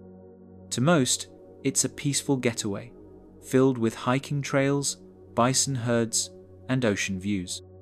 But beneath that idyllic surface lies a strange and unsettling story, one that nearly vanished from history, not because it was discredited, but because it was quietly ignored. During the early decades of the 20th century, an eccentric archaeologist named Ralph Glidden began digging across Catalina Island. He wasn't backed by a university or major institution. He was self-funded, obsessive, and more collector than scientist. Between 1919 and 1930, Glidden claimed to have opened over 800 ancient burial sites across the Channel Islands. But it was what he said he found among the bones that caught the world's attention: skeletons of men and women far taller than average, some measuring over 8 feet in height, with massive skulls and features that didn't fit neatly into accepted human ancestry. According to Glidden, these individuals were not only tall, they were different. Some skulls were elongated. A few had unusual dental patterns, including what he described as double rows of teeth. In several instances, he documented jawbones so large they could be placed over a modern man's face. He took photographs, wrote letters, and even built a small museum in Avalon to display his findings, lining walls with giant bones and glass cases filled with tools, ornaments, and skulls. Newspapers wasted no time picking up the story. Headlines across the country described a mysterious race of giants buried beneath the hills of Catalina. But just as quickly as the excitement flared, it was extinguished. Mainstream archaeologists issued harsh criticisms. Glidden was dismissed as an amateur, his methods labelled careless and unscientific. Major institutions showed little interest in verifying his claims, and one by one, the bones disappeared. Some were said to have been shipped off to the Smithsonian. Others allegedly went to private collections or were quietly stored away in museums that never put them on display. Glidden's museum was eventually shut down. His field notes, once full of meticulous measurements and diagrams, ended up scattered across dusty archives and forgotten filing cabinets. Today, no official record lists the giant skeletons. Only yellowed newspaper clippings, a few black and white photos, and Glidden's increasingly rare journal entries remain. There's a particular kind of silence that follows stories like this, not the silence of mystery, but the silence of something deliberately set aside. If Glidden had been mistaken or fraudulent, one would expect an academic rebuttal backed by a thorough investigation. Instead, there was dismissal without examination. No modern team has been allowed to return to those specific burial sites. Many have been built over. Others fall under conservation laws that limit further digging. And yet, questions remain. Surviving photographs show Glidden beside skulls that seem far too large to belong to ordinary human remains. His written records are remarkably consistent, especially considering the volume of excavations he conducted. Even if some measurements were exaggerated, how could every one of them be entirely wrong? The Tongva people, native to the region, have their legend stories passed down for generations about powerful, tall beings who once lived on the islands. Spanish missionaries in the 18th century recorded similar tales, which they largely dismissed as folklore. But Glidden's discoveries seem to echo those stories in unnerving ways, as if myth and material evidence were quietly converging in a place few thought to look. Catalina Island remains a serene destination, its quiet cliffs betraying none of the controversy buried beneath them. Tourists hike past unmarked hillsides and eat lunch near places where entire grave sites were unearthed and then forgotten. No signs mark the locations, no plaques explain what was found. Time and salt air have covered the scars of excavation, but somewhere the bones may still exist in locked drawers, mislabeled boxes, or the archives of institutions that no longer speak of them. And if those remains ever resurface, the most disturbing part won't be the size of the skeletons or the shape of their skulls. It will be the quiet certainty that someone, at some point, chose to erase them. Not because they weren't real, but because they were. The pyramid-like structure in Antarctica. Deep in the frozen expanse of Antarctica, where temperatures plunge far below zero and the wind never really stops howling, something juts out of the snow that shouldn't be there. Among the endless white and jagged ice ridges, a sharp, angular formation breaks the horizon. Its sides, unnaturally smooth, its shape almost too precise. From above, it doesn't look like a mountain. It looks like a pyramid. Satellite imagery, first circulated widely in the early 2010s, captured a triangular structure near the Ellsworth Mountains. Unlike the surrounding peaks, which are irregular and windswept, this one appeared geometrically perfect, with 3 visible sides converging to a single point. The dimensions were striking. Each face seemed aligned almost symmetrically. Some compared it to the Great Pyramid of Giza. But while Giza stands in the heat of the Egyptian desert, this shape stood alone in a frozen wasteland, thousands of miles from any ancient civilization, or so we think. What followed wasn't a scientific expedition or a media investigation. It was silence. Official sources either ignored the images or dismissed them as natural rock formations sculpted by ice and time. That explanation might have been enough if it weren't for the fact that no one had seen anything quite like it before.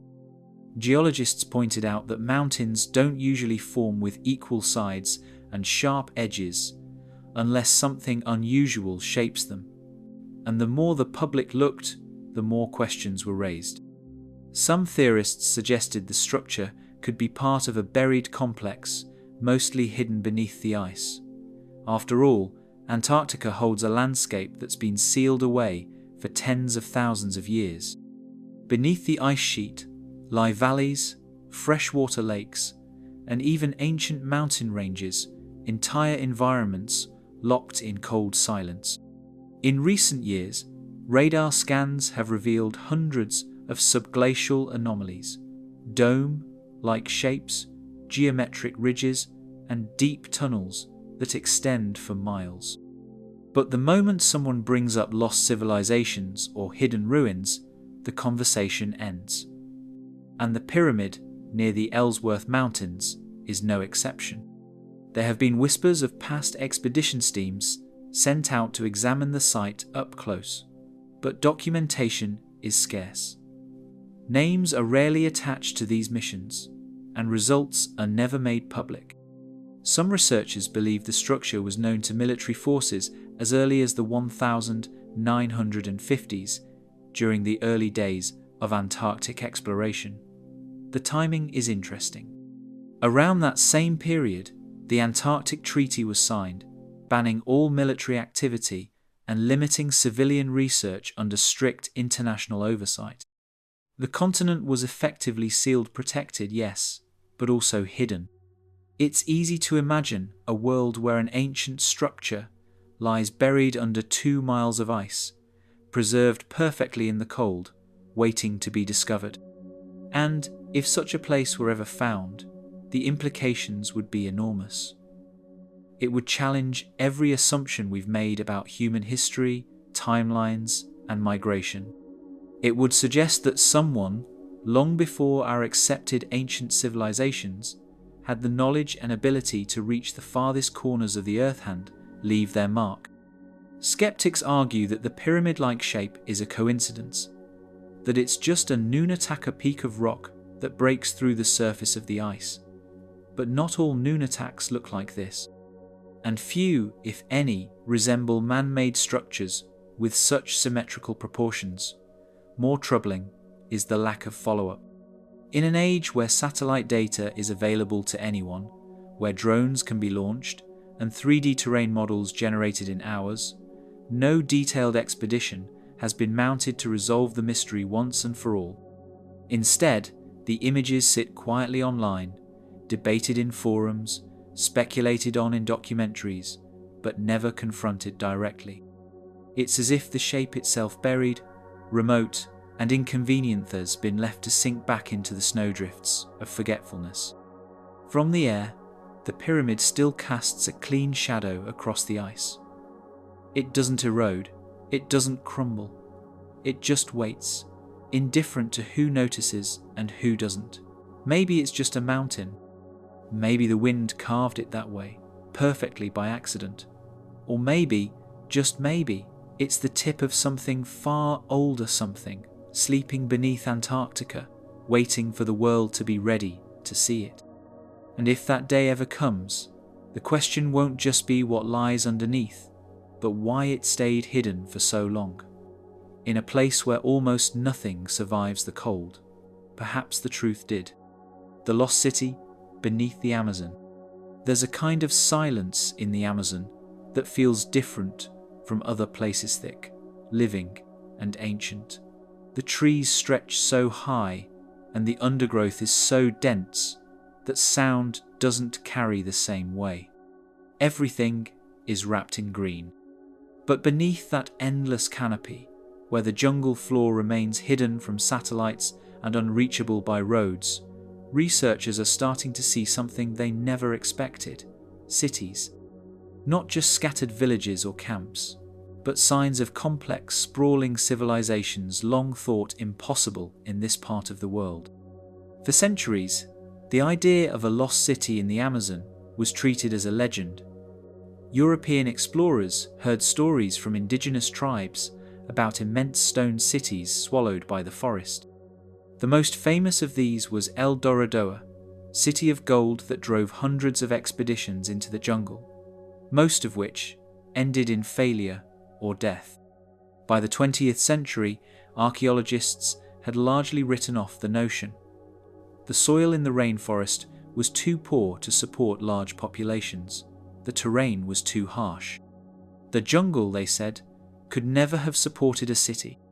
But the jungle doesn't give up its secrets easily. In 2001, Brazilian archaeologist Michael Heckenberger began documenting the remains of a vast network of settlements in the Upper Xingu region. These weren't crude villages. They had roads, bridges, causeways, and moats. The layout suggested planning, geometry, culture. Some settlements were connected by straight roads stretching for miles. The people who lived there had reshaped the land with their own hands and then vanished. More recently, LiDAR technology laser scanning from aircraft that strips away the forest canopy has revealed even more. In 2022, a team scanning parts of the Bolivian Amazon uncovered dozens of structures hidden under the trees, including pyramids, elevated causeways, canals, and platforms. The cities were massive, not just isolated groups, but interlinked hubs, what one researcher called urbanism in the rainforest. These findings weren't just surprising, they overturned decades of assumptions. And yet, there's a strange discomfort around these discoveries. They're acknowledged, yes, the scans are real, the structures are mapped, but full-scale excavations are rare. Access is limited. And funding for further exploration often dries up without explanation. Some of the LiDAR data remains unpublished. And no one can seem to agree on why the people who built these cities vanished or how such complex societies existed for so long without leaving behind the towering monuments seen in Egypt or Mesoamerica.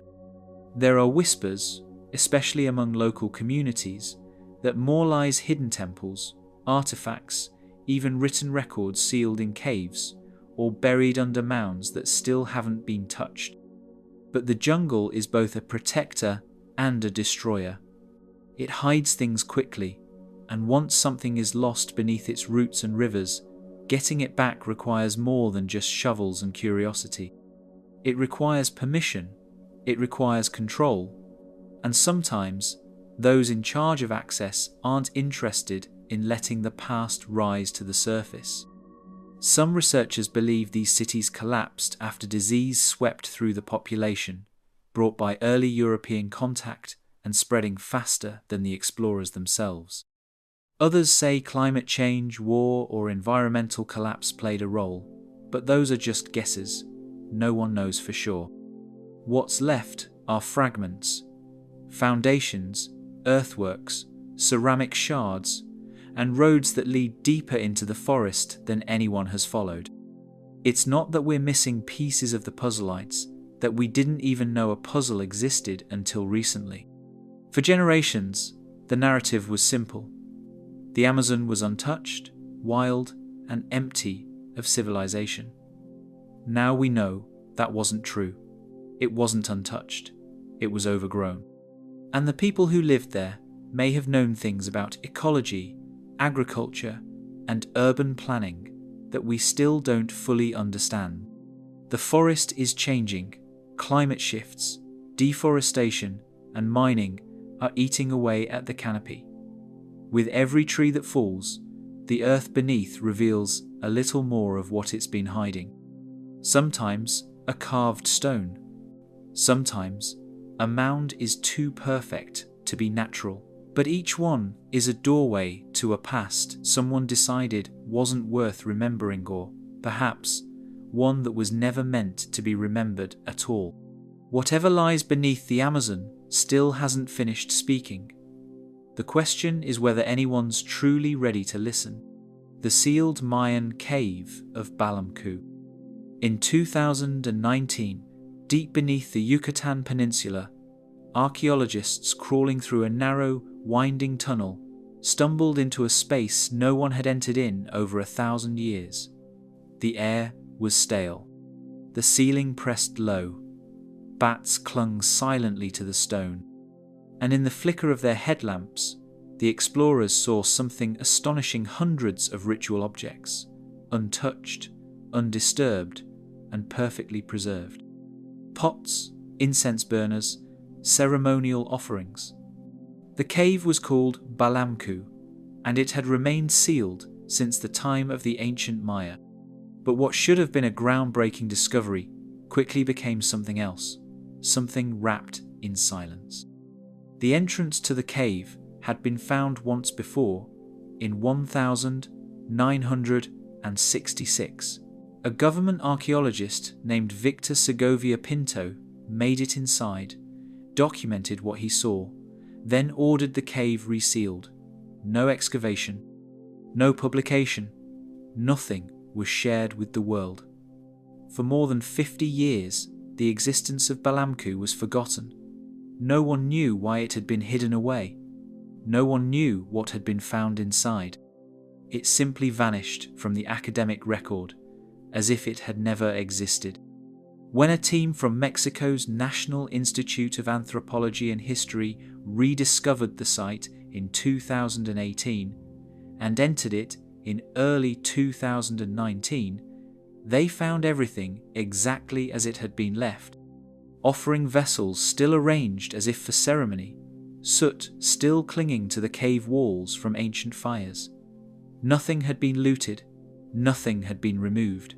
The chamber was frozen in time. Experts immediately recognized the importance of the find. Balamku was located just a few kilometers from Chichen Itza, one of the most studied and visited Maya cities in the world. And yet, here was a site of clear ceremonial significance, untouched by modern hands, linked directly to the same people and beliefs that built the temples above. But then, once again, the conversation around Balamku seemed to evaporate. News coverage was brief, follow-up reports were sparse. Despite the enormous potential of the discovery offering new insight into Maya religious practices and the underworld mythology of Zybal Batha, were no major excavation campaigns, no global exhibits, no academic floodgates opening. Instead, the cave was sealed again, this time for preservation, according to official statements. There's a pattern to find like this. Something is uncovered that challenges the edges of accepted history. It sparks interest, excitement, and questions. Then the doors close, sometimes literally. The reasons always sound logical: environmental protection, funding issues, and the need for careful study. But with Balamku, the questions go deeper. Why was it sealed the first time? Why was it hidden for half a century. And now that it's been found again, why does it feel like the same thing is happening all over? Some researchers have suggested that the offerings in Balamku may be linked to royal rituals, possibly even to the rulers of Chichen Itza themselves. Others believe the cave served as a portal to the Maya underworld, a site for communication with gods or ancestors. The arrangement of objects seems intentional, symbolic. But without full access, without public data, most of what we know comes from early press releases and cautious interviews. The deeper interpretations, the ones that might shift timelines or cultural understandings, remain behind closed doors. The physical layout of the cave also raises eyebrows. It's not easy to enter. The passages are tight, disorienting, and often require crawling for long distances. Some sections are nearly impassable without specialized gear. Yet the Maya used it regularly, bringing offerings deep into the earth. That effort, that level of ritual devotion, suggests something profoundly important took place inside. Something worth preserving or hiding. Authorities may be genuinely trying to protect the site. The Yucatan's climate is harsh. Human presence can quickly damage fragile environments. But even so, the silence feels heavy. There's no timeline for further study, no updates on analysis, no new imagery or models shared with the public. Just a vague sense that something extraordinary was found and then quietly shelved. Today, Balamku remains sealed again, its ancient objects still resting in the dark. Whatever secrets the Maya left inside are still there, still waiting. Maybe the world will see them someday. Or maybe, just like in 1966, the cave will simply be forgotten, again another discovery, buried not by time, but by choice. The Lake Michigan Stone Circle. In the summer of 2007, a team of researchers using sonar to survey the floor of Lake Michigan made a strange discovery. They were mapping shipwrecks, scanning for old wooden hulls buried beneath layers of silt and cold fresh water. But one scan revealed something they didn't expect: a circular arrangement of stones resting quietly 40 feet below the surface, deep in Grand Traverse Bay. It looked like a formation, deliberate, placed. One of the stones appeared different from the rest. It had markings what some said looked like an engraving of a mastodon, an extinct animal that roamed North America more than 10 years ago. If the carving was authentic, it would push the origins of the stone circle into the prehistoric period, far beyond anything officially recorded in that part of Michigan. It didn't match known Native American structures. It didn't match colonial history. It didn't match anything. The man behind the survey was Dr. Mark Holley, a professor of underwater archaeology. At first, he kept the discovery quiet, sharing it only with colleagues and local officials. There was hesitation, maybe even anxiety. Announcing a find like that, especially in North America, meant stepping into a minefield of scientific scrutiny. But the images spoke for themselves. A ring of stones, a possible carving, and no easy explanation. When word finally leaked to the public, media interest surged. People began calling it the Michigan Stonehenge, though that comparison was more poetic than accurate. Still, the implications were huge. If people had been organizing massive stones into ceremonial or astronomical formations in the Great Lakes region 10 years ago, it meant rethinking everything we thought we knew about prehistoric North America. And then, almost as quickly as it surfaced, the story went quiet. No major institutions stepped forward to lead an excavation. No follow-up research was funded at a national level. The location of the site was kept secret supposedly to protect it from looters or curiosity seekers, but also making it impossible for outside experts to verify the claim. Requests for clearer images or physical access were politely denied. The site, in essence, vanished back beneath the water. Skeptics argued that the stones could be natural, the carving might just be erosion or wishful thinking, but those same voices didn't request a deeper investigation. They just dismissed the possibility. There was no formal debunking, no rigorous peer-reviewed rejection, just a shrug and silence. Part of the issue, some suggest, is the uncomfortable timing.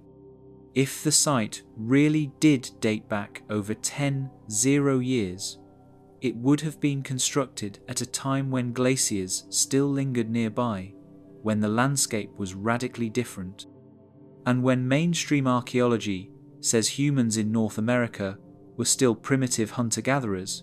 Stone circles don't fit that timeline. Neither do carvings of extinct animals have symbolic intent.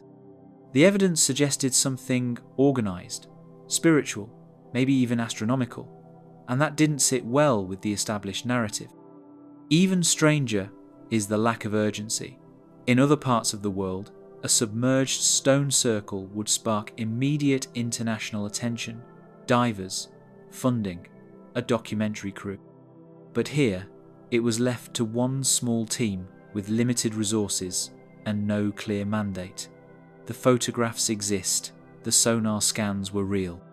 Yet more than a decade later, the site has never been revisited in any serious public way. Some hold the view that the formation in Grand Traverse Bay isn't the only one.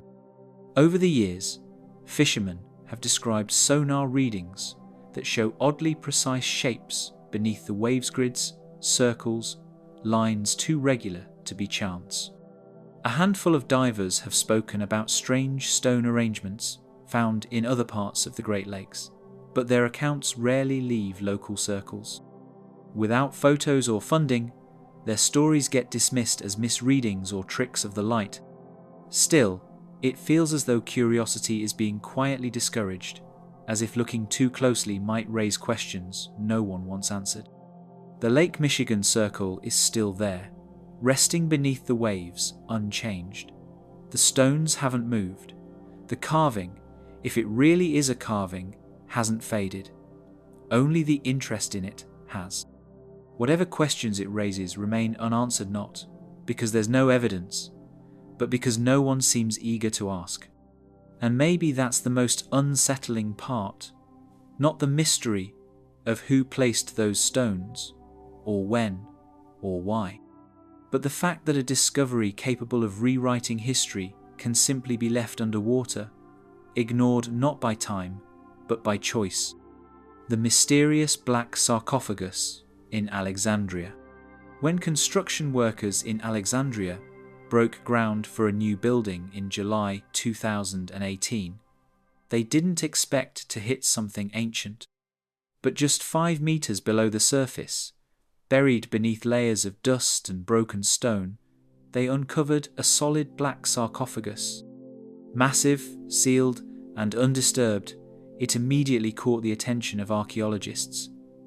At over 8 feet long and made of heavy granite, it was unlike the fragile coffins usually found in the area. And for once, no one had touched it in over 2,000 years. The moment photos surfaced online, people started speculating. The sarcophagus had an eerie, almost ominous look to it, completely unmarked, unusually dark, and so large it had to be moved with cranes. Some wondered if it held a forgotten pharaoh. Others feared something worse. Egypt's Ministry of Antiquities tried to calm the public, but even their official statements carried a strange uncertainty. They didn't know who was inside. They didn't know what they'd find. All they knew was that it had remained sealed since at least the Ptolemaic period, possibly longer. The dig site was quickly secured. The media were kept at a distance. A few blurry images were released, but beyond that, access was tight. When they finally pried the lid open under full supervision, and behind barriers the air around the coffin turned foul. A reddish-brown liquid, thick and putrid, had filled the bottom of the sarcophagus. Inside were the skeletal remains of 3 individuals. No gold, no inscriptions, no identifying marks. Just water, bone, and decay. Officials claimed it was sewage that had leaked in through cracks over centuries. The explanation didn't sit right with everyone. What followed wasn't a clear investigation, it was confusion. The identities of the skeletons were never confirmed. One had suffered what looked like blunt force trauma to the skull. Another appeared to be a soldier, based on remnants of arrowheads nearby, but nothing added up. No tomb markers, no preserved organs, no sign of mummification. And still, no one could say why the sarcophagus had been buried in such a deliberately hidden way, or why it had been so carefully sealed. For a few days, the black coffin was all over the news. People joked about curses. Some even demanded that the red liquid be bottled and sold online. But just as quickly as the story appeared, it was gone. No follow-up press releases, no museum exhibitions, no official report has been made publicly available. The sarcophagus was moved, the site was cleared, and once again, the past slipped back into silence. Several accounts hinted at things that never made it into the official reports. People close to the dig spoke quietly about measurements that didn't match expectations, bones that seemed too long, too strange. There were mentions of DNA testing, requests made behind closed doors, but the results, if they exist, were never shared with the public. Instead of answers, all that remains are scraps of speculation buried under the weight of silence. There's also the question of intent. Granite isn't easy to work with. Whoever made that sarcophagus went out of their way to use one of the toughest materials available, and then left it completely unmarked. No hieroglyphs, no symbols, no names.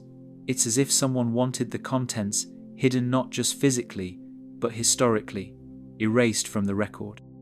Even stranger is how quickly the discovery was shelved. In a country that proudly showcases its ancient history, this one was handled like a problem to be buried again. Experts gave vague answers. Public interest was brushed aside. And the coffin, so heavy it took machinery to lift, disappeared into storage without ceremony. Some things aren't hidden by time, they're hidden by people. The black sarcophagus should have raised more questions than answers, but those questions were quietly folded away. Whether it held political secrets, ancient shame, or something that didn't fit the historical narrative, we may never know. The silence around it isn't natural, it's chosen. And maybe that's the real story. Not what was inside the sarcophagus, but how quickly the world stopped asking about it. The past isn't always lost. Sometimes it's sealed on purpose. It makes you wonder how many other discoveries have been handled the same way, kept quiet, moved out of sight, never spoken of again. Not because they lack value, but because they challenge something deeper. Something that wasn't meant to be disturbed in the first place. The Yonaguni Monument Controversy.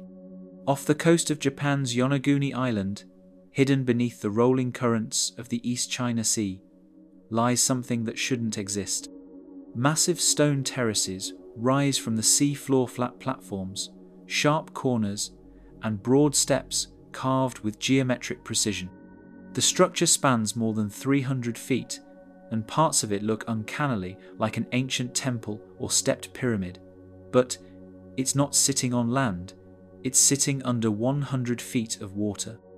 In 1986, a local diver named Kihachiro Aratake was surveying the waters near Yonaguni when he stumbled across the site. At first, He thought it was natural rock, unusual formation, maybe, but nothing more.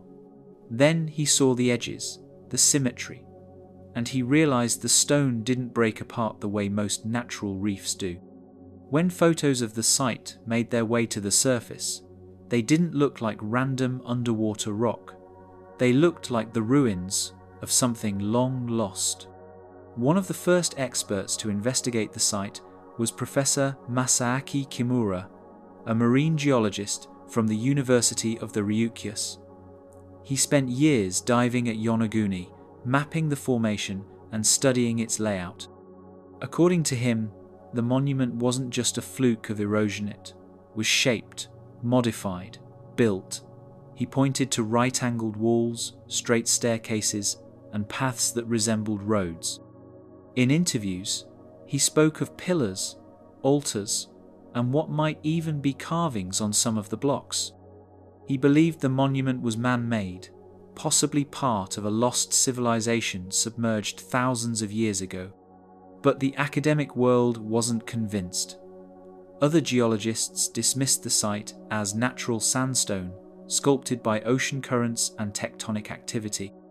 They argued that the features, while strange, could occur through entirely natural processes. The debate became less about the evidence and more about control.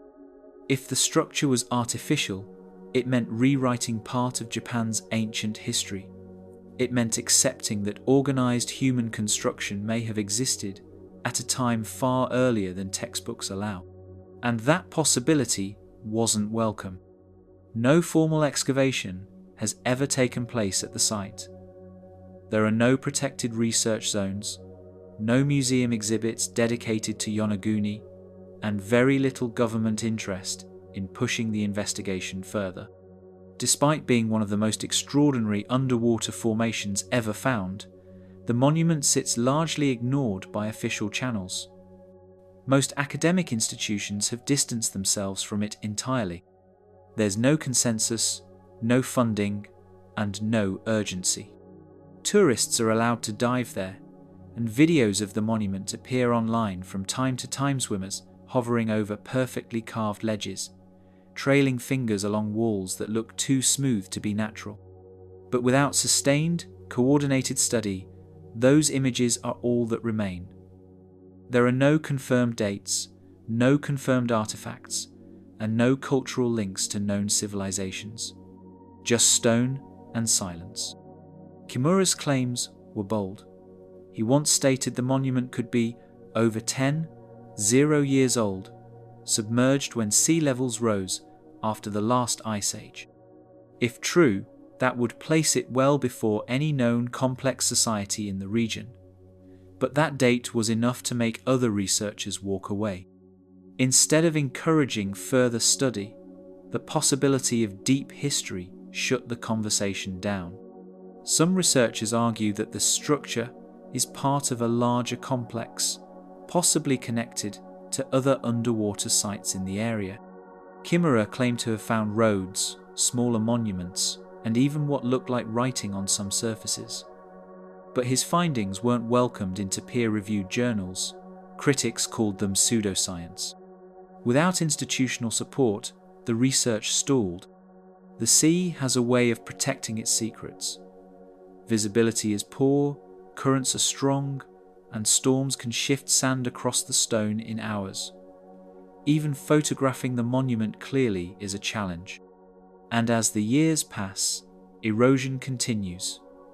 If the site was shaped by human hands, nature is slowly taking it back.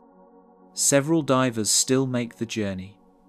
They descend into the murky blue, following the ancient contours with cameras and hope. But until someone dares to challenge the silence, until someone funds the excavation or opens the archives, the Yonaguni monument will remain what it is, now a massive underwater question mark. Maybe it's just rock.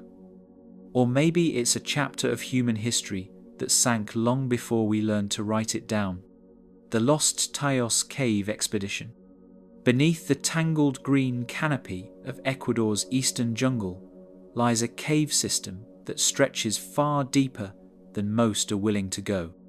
Known as Teos Cave, it runs beneath the Santiago River basin in the Morona-Santiago province, a dark labyrinth of shafts, chambers, and winding tunnels.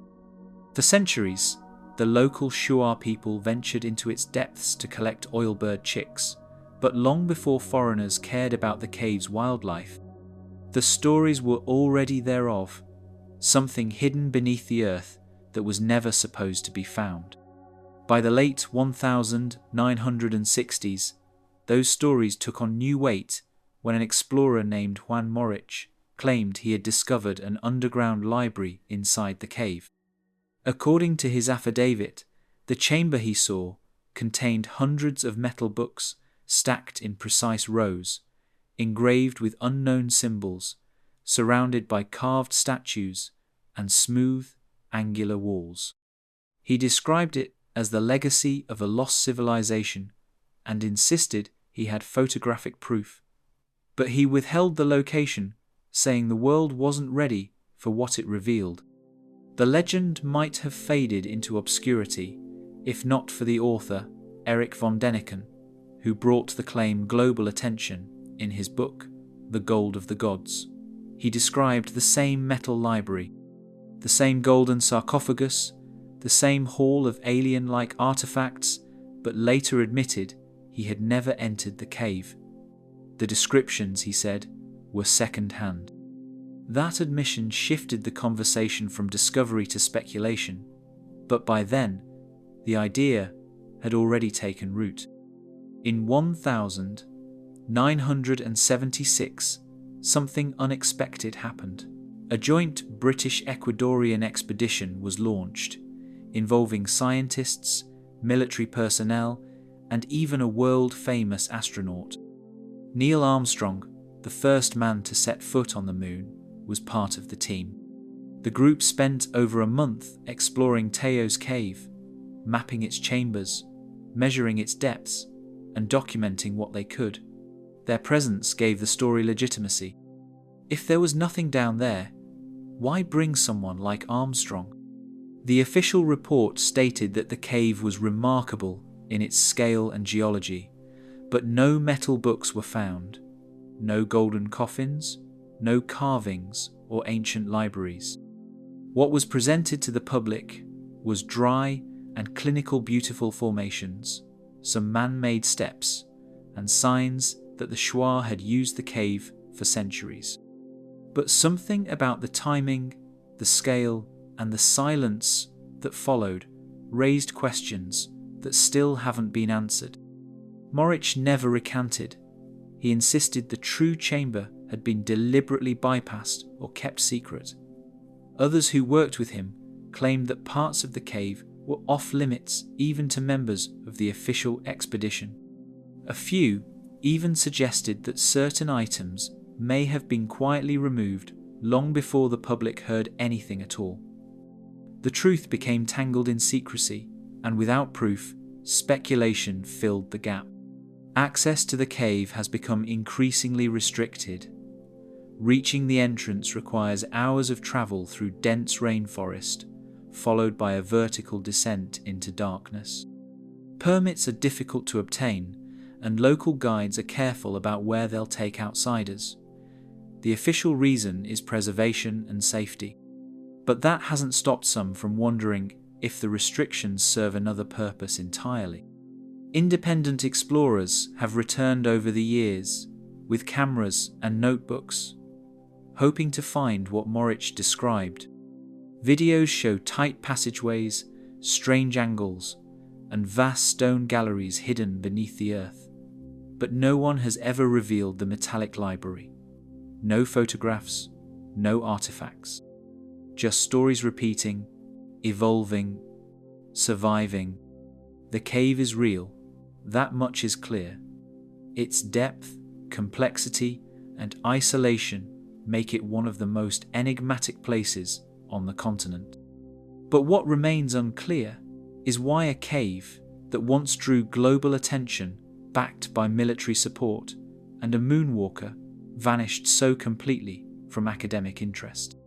It's as if something was found, documented quietly, and then locked behind a wall of polite disinterest.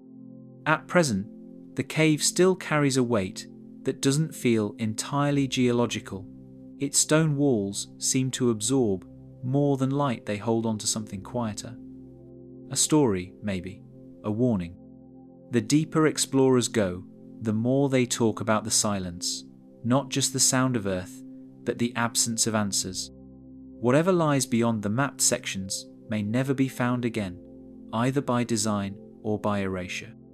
But if Moritz saw what he claimed, then part of our history is still down the Threesield, in the dark, beneath the roots of the rainforest, waiting for someone who knows where to look. The Baghdad batteries that disappeared. They looked like ordinary clay jar, small, unassuming, the kind of thing you'd expect to see in a museum about ancient pottery. But in 1938, while excavating near Kujut Rabu, just outside of Baghdad, an archaeologist named Wilhelm Koenig found something that didn't make sense.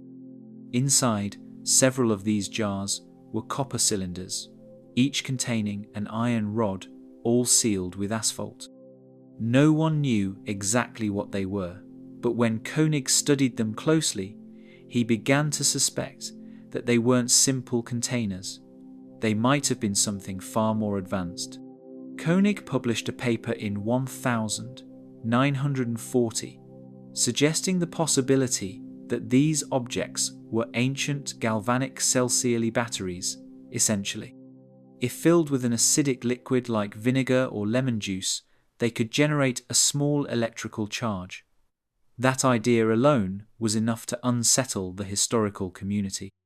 It pointed to a possibility that someone, thousands of years ago, understood how to make electricity.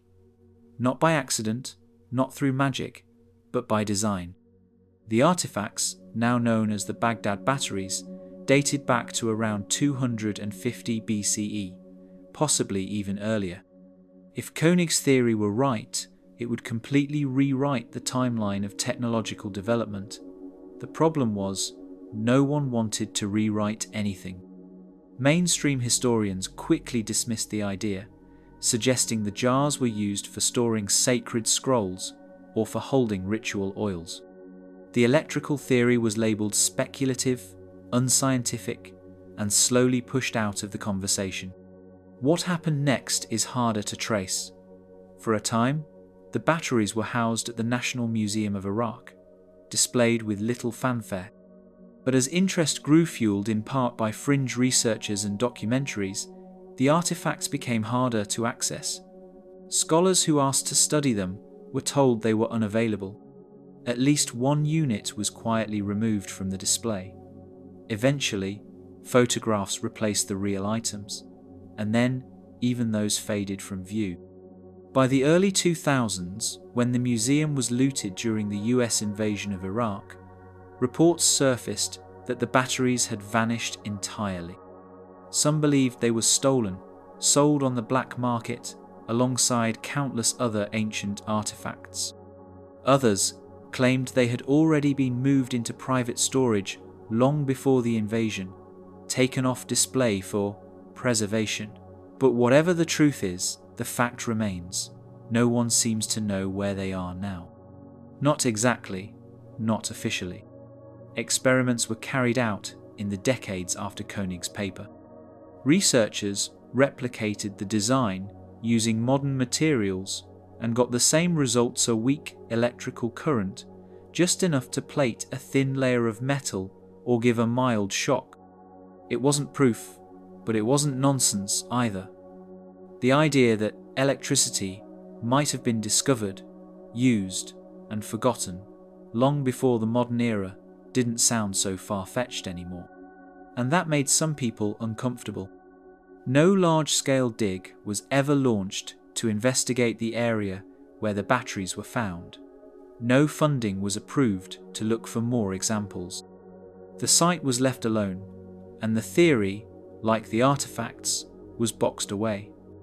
Over time, discussions about the Baghdad batteries moved from journals to conspiracy forums, from museums to message boards. The moment serious investigation became possible, it was already too late. The most frustrating part is how ordinary the story could have been. If the batteries had been preserved, studied openly, and taken seriously, they might have changed the way we understand ancient innovation. Instead, they were treated like an inconvenience, something that didn't belong. And in the end, they disappeared the same way so many other uncomfortable discoveries do, without answers, without closure, and a trace. There's still debate, of course.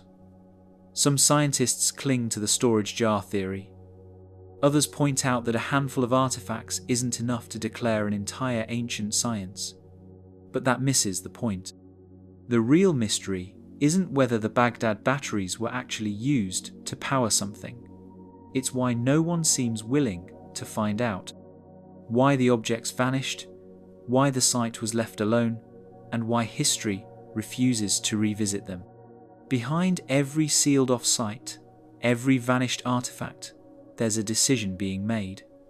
Sometimes silence speaks louder than evidence.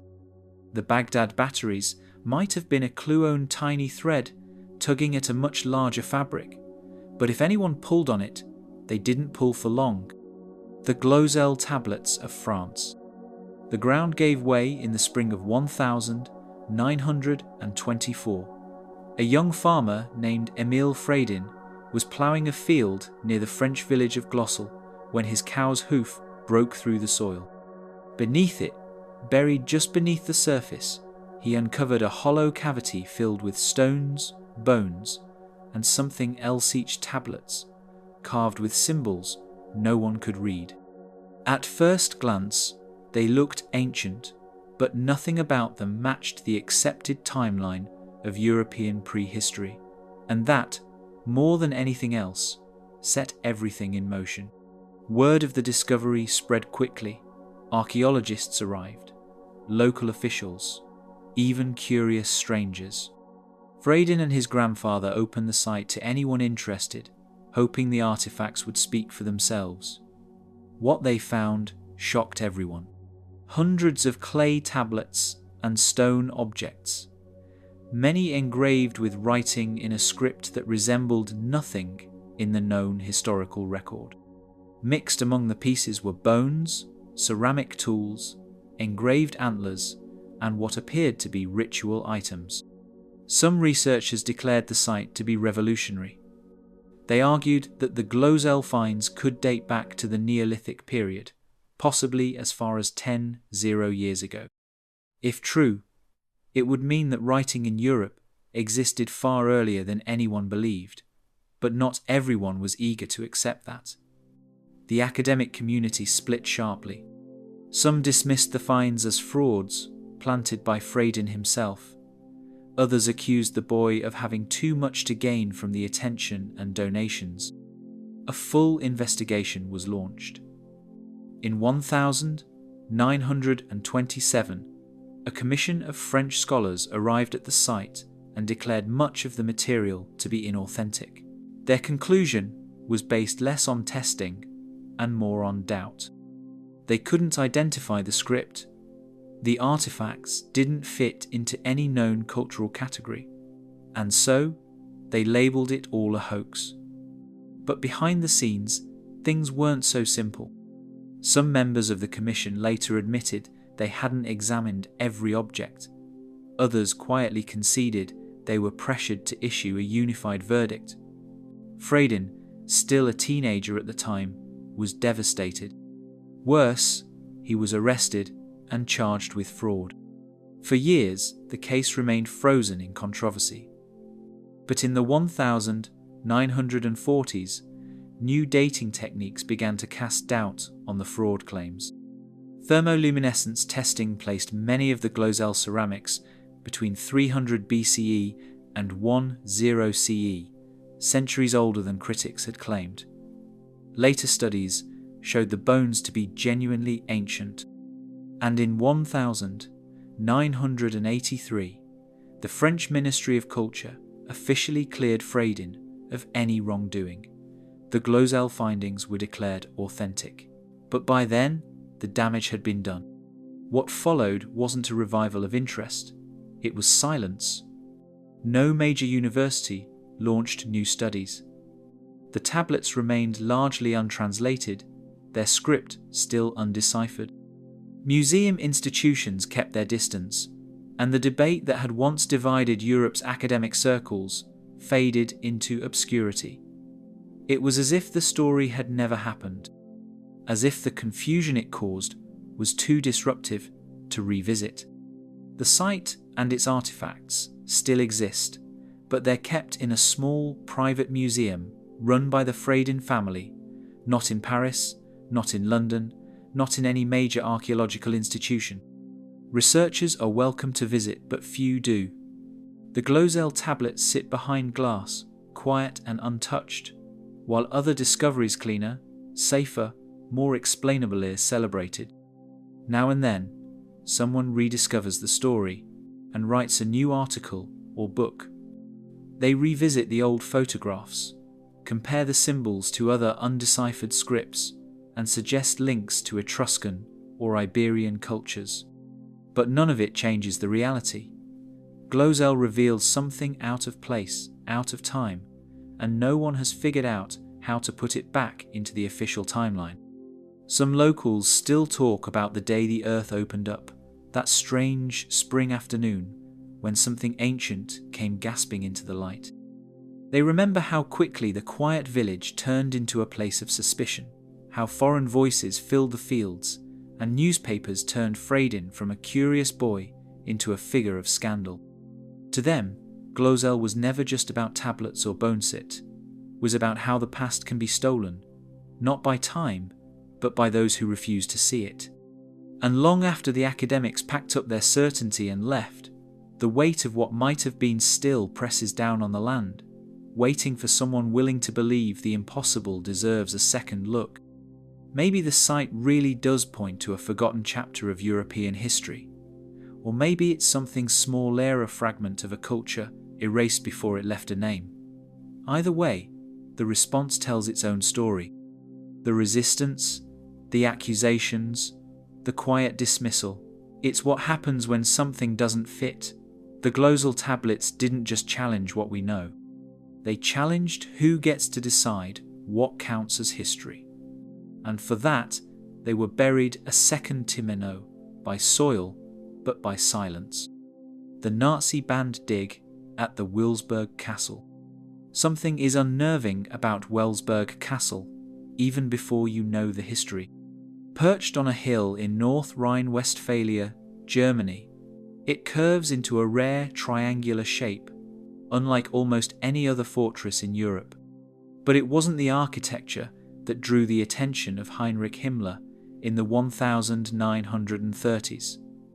It was something older, something beneath. Himmler believed the castle stood on sacred ground, an ancient Germanic site of power that predated Christianity, possibly even humanity's known timeline.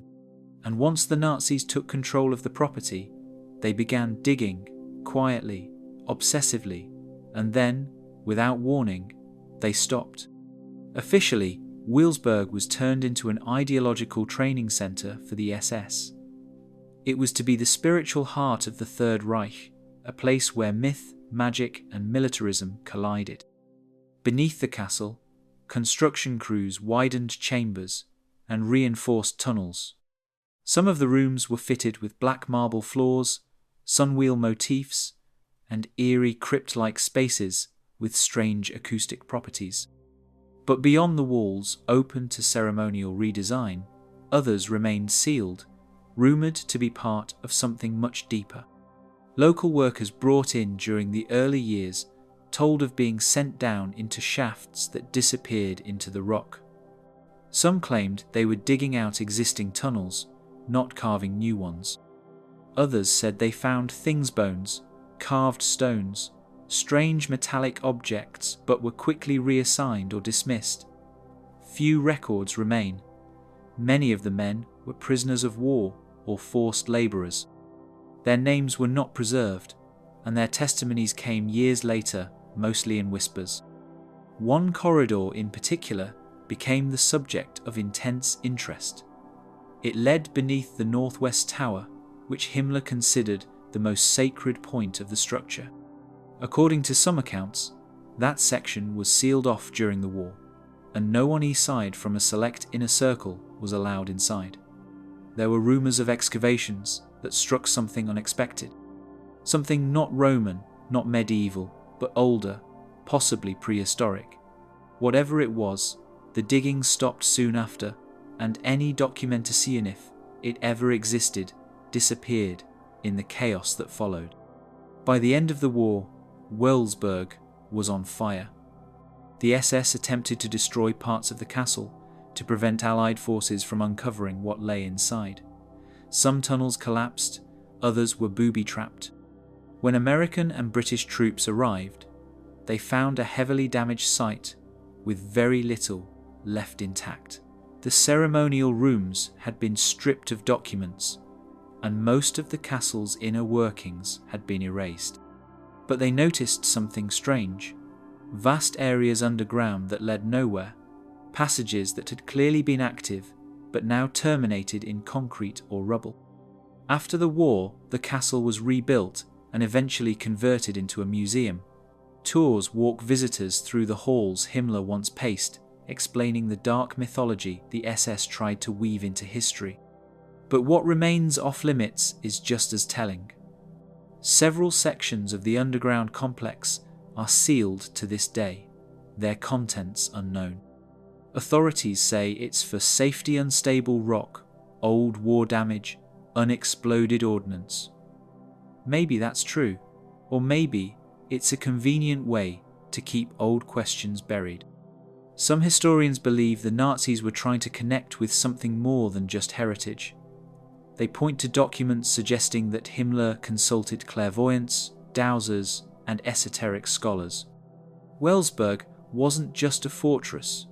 It was a ritual site, a symbolic centerpiece for a new mythic past the regime wanted to create. And that makes the sudden halt of their deepest excavations all the more curious. If they were trying to rewrite history, did they stumble on something they couldn't explain? The area surrounding the castle is dotted with natural caves, old mines, and forgotten ruins. In the years since the war, independent explorers have tried to map the underground layout using old plans and eyewitness reports. Some claim to have found walled-off corridors leading into the hill. Others report unusual magnetic readings and strange echoes near the sealed sections. But access is tightly controlled, and modern excavations are rarely permitted.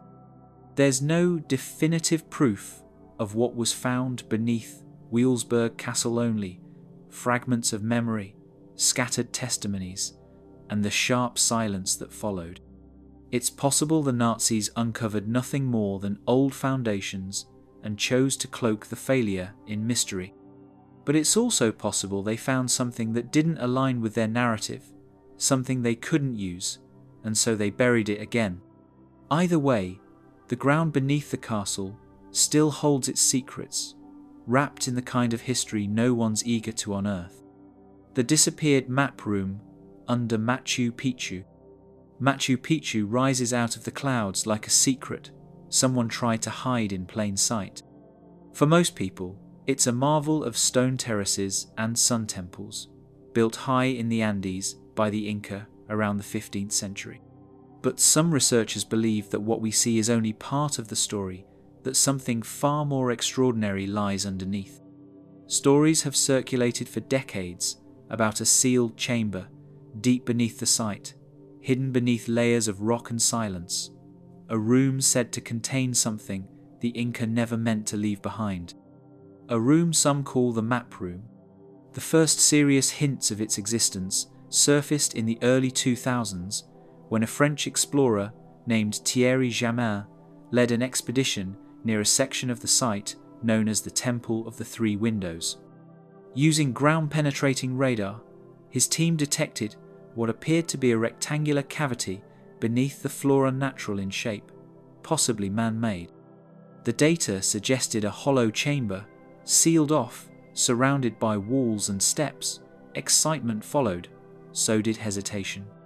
Jamin petitioned the Peruvian Ministry of Culture for permission to excavate, but he was repeatedly denied. Officials argued that the site was too delicate, too sacred, too important to disturb. They acknowledged the anomaly, but claimed there wasn't enough evidence to justify a dig. Jamin's permits were revoked. His research team was blocked from the area. The story might have ended there. Except for one thing, he wasn't the only one who had heard about the chamber. Older records from local Quechua families and passed down oral stories speak of a place beneath Machu Picchu that once held the Incas' greatest knowledge. Not gold, not treasure, but information. A place where maps of the land, sky, and possibly something else were stored in symbolic form etched into the walls or carved into obsidian plates. It wasn't meant for conquerors. It wasn't meant for outsiders. It was sealed during the Spanish invasion and never reopened. In 2012, images and schematics from Jamin's radar scans leaked online. Independent researchers pored over them. Some said the chamber lined up with old Inca legends. Others noticed the rectangular void sat directly beneath a ceremonial platform area, often associated with ritual knowledge or passage to the spirit world. Yet despite the growing attention, official statements stayed the same. No digging would be allowed. Not now, not ever. Then something strange happened. Visitors to Machu Picchu in the years that followed reported seeing restricted zones near the Temple of the Sun suddenly expand. Security increased in subtle ways, more guards, new fences, silent detours around certain paths. Tour guides became unusually vague about questions involving underground chambers. It could all be a coincidence.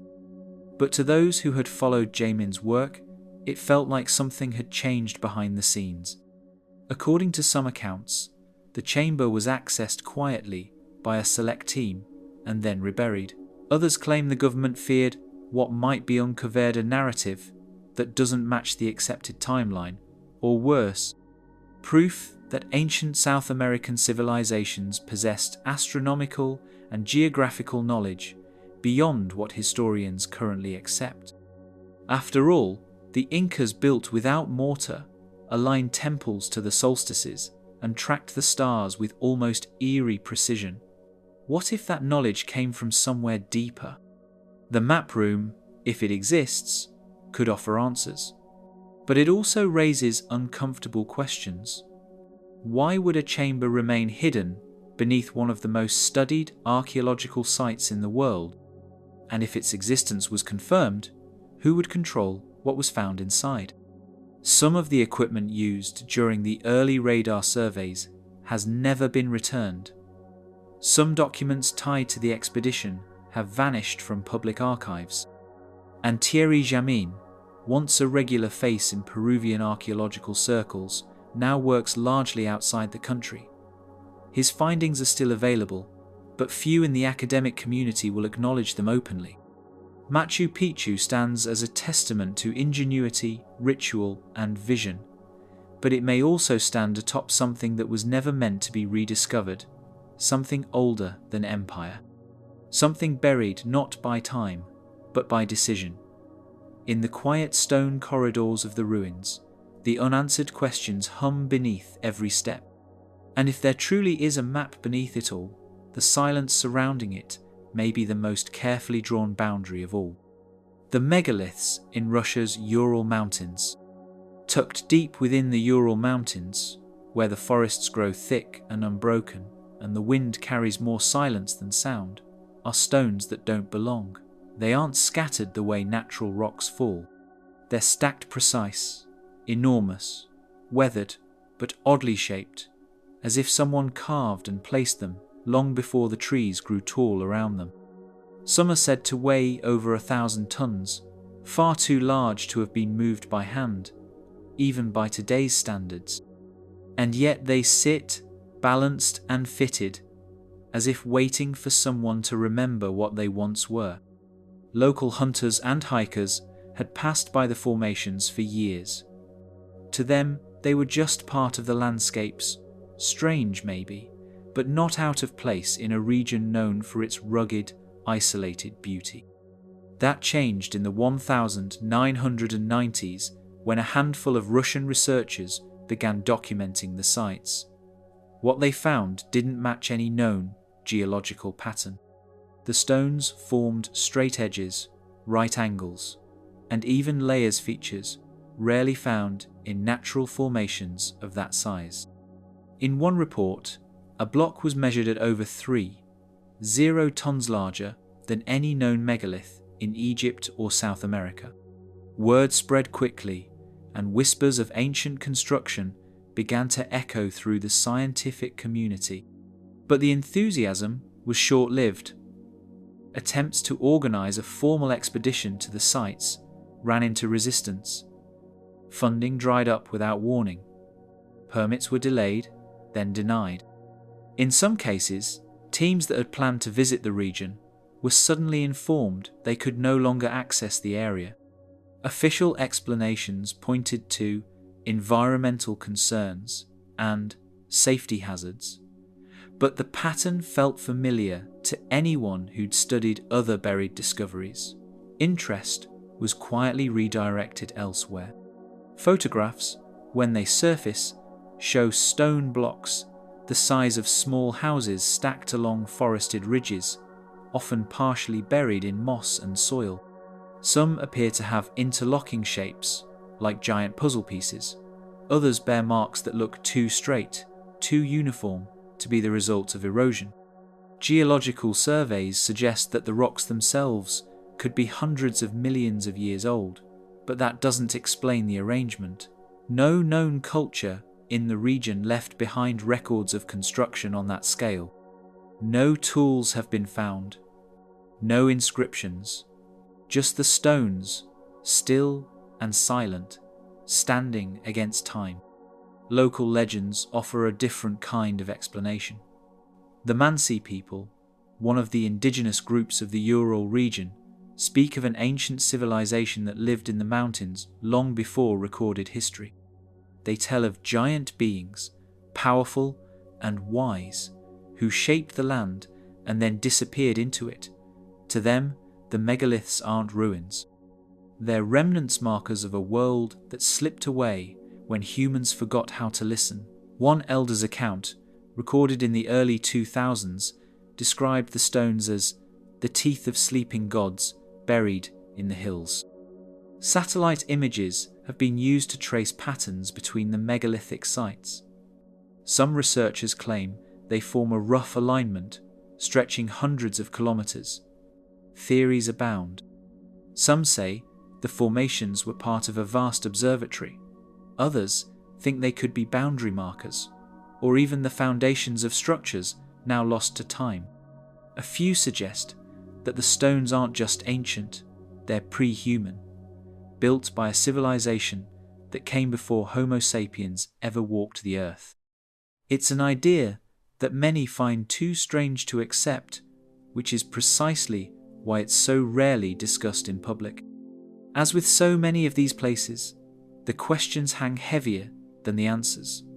Why has there been no serious excavation effort? Why are images of the formations so difficult to find? Why are those who try to study them dismissed or ignored? It's not that the evidence doesn't exist. It's that acknowledging it would require reshaping what we think we know about human history, and not everyone is ready for that. Ultimately, the Ural megaliths remain where they've always been, in the shadows of ancient forests, buried under snow and secrecy.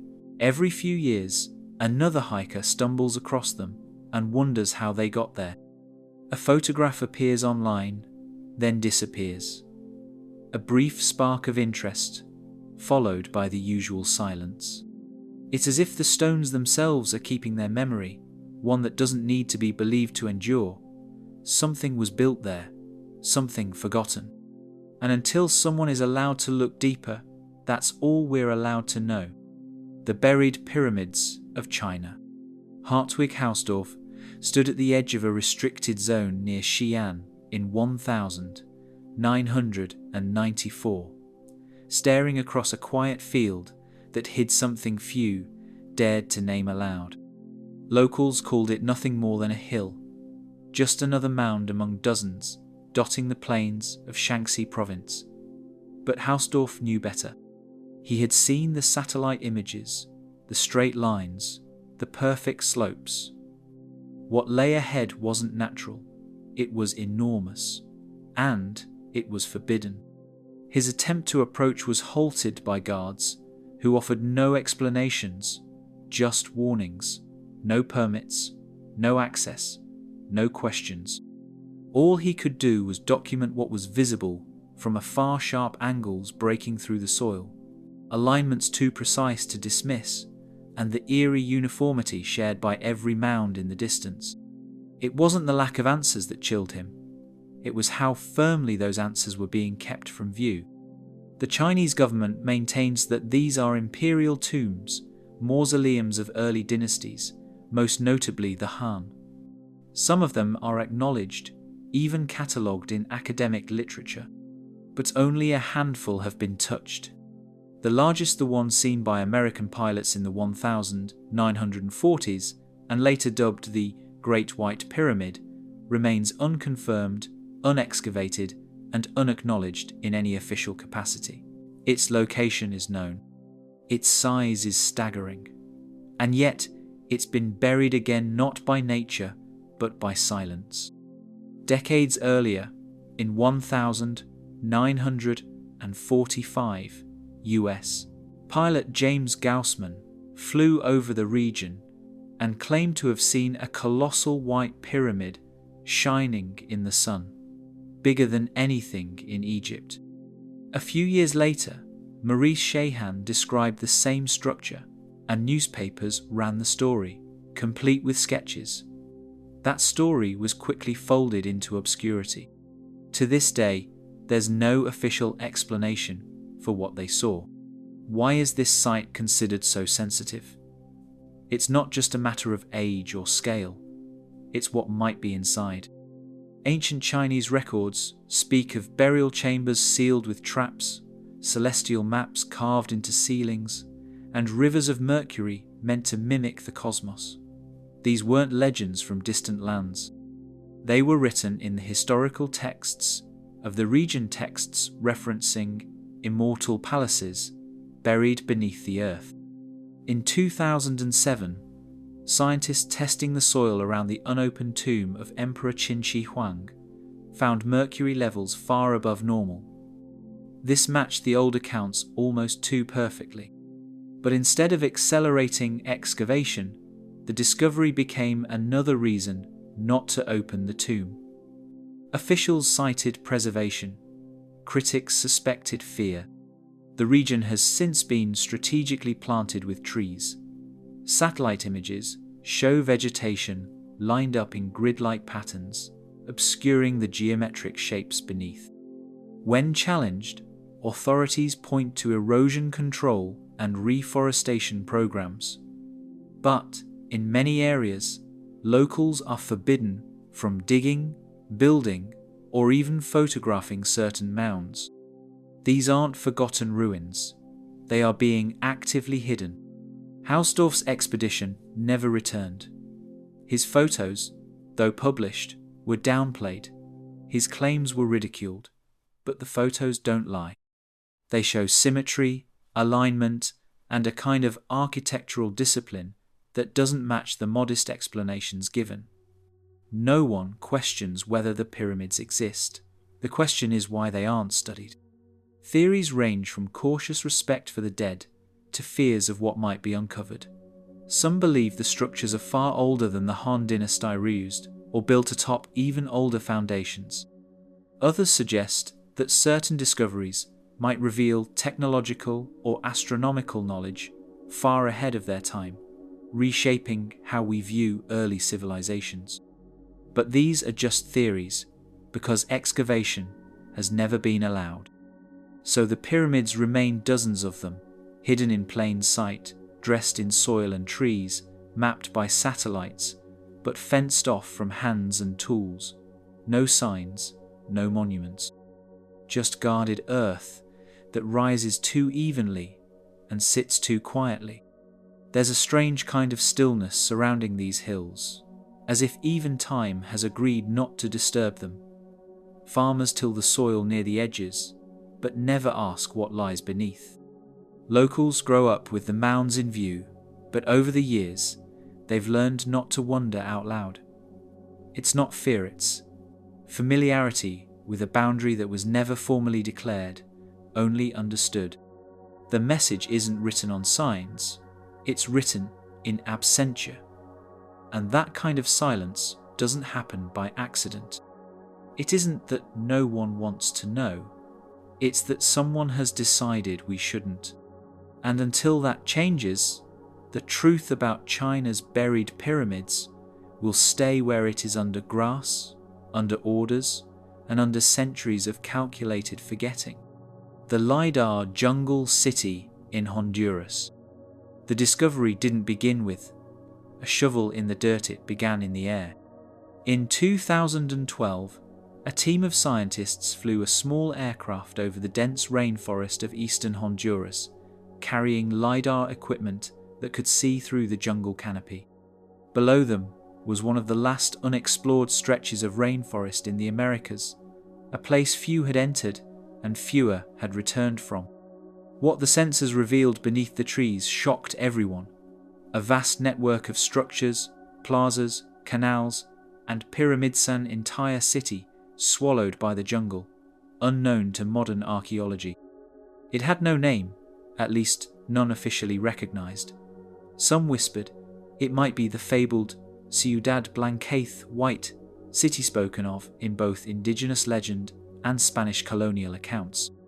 But others warned against romanticizing it. This wasn't just one lost city. The LiDAR scans suggested a whole civilization, organized and engineered, hiding in plain sight under centuries of vines and rot. What was once speculation had turned into data miles of mapped infrastructure that couldn't be denied.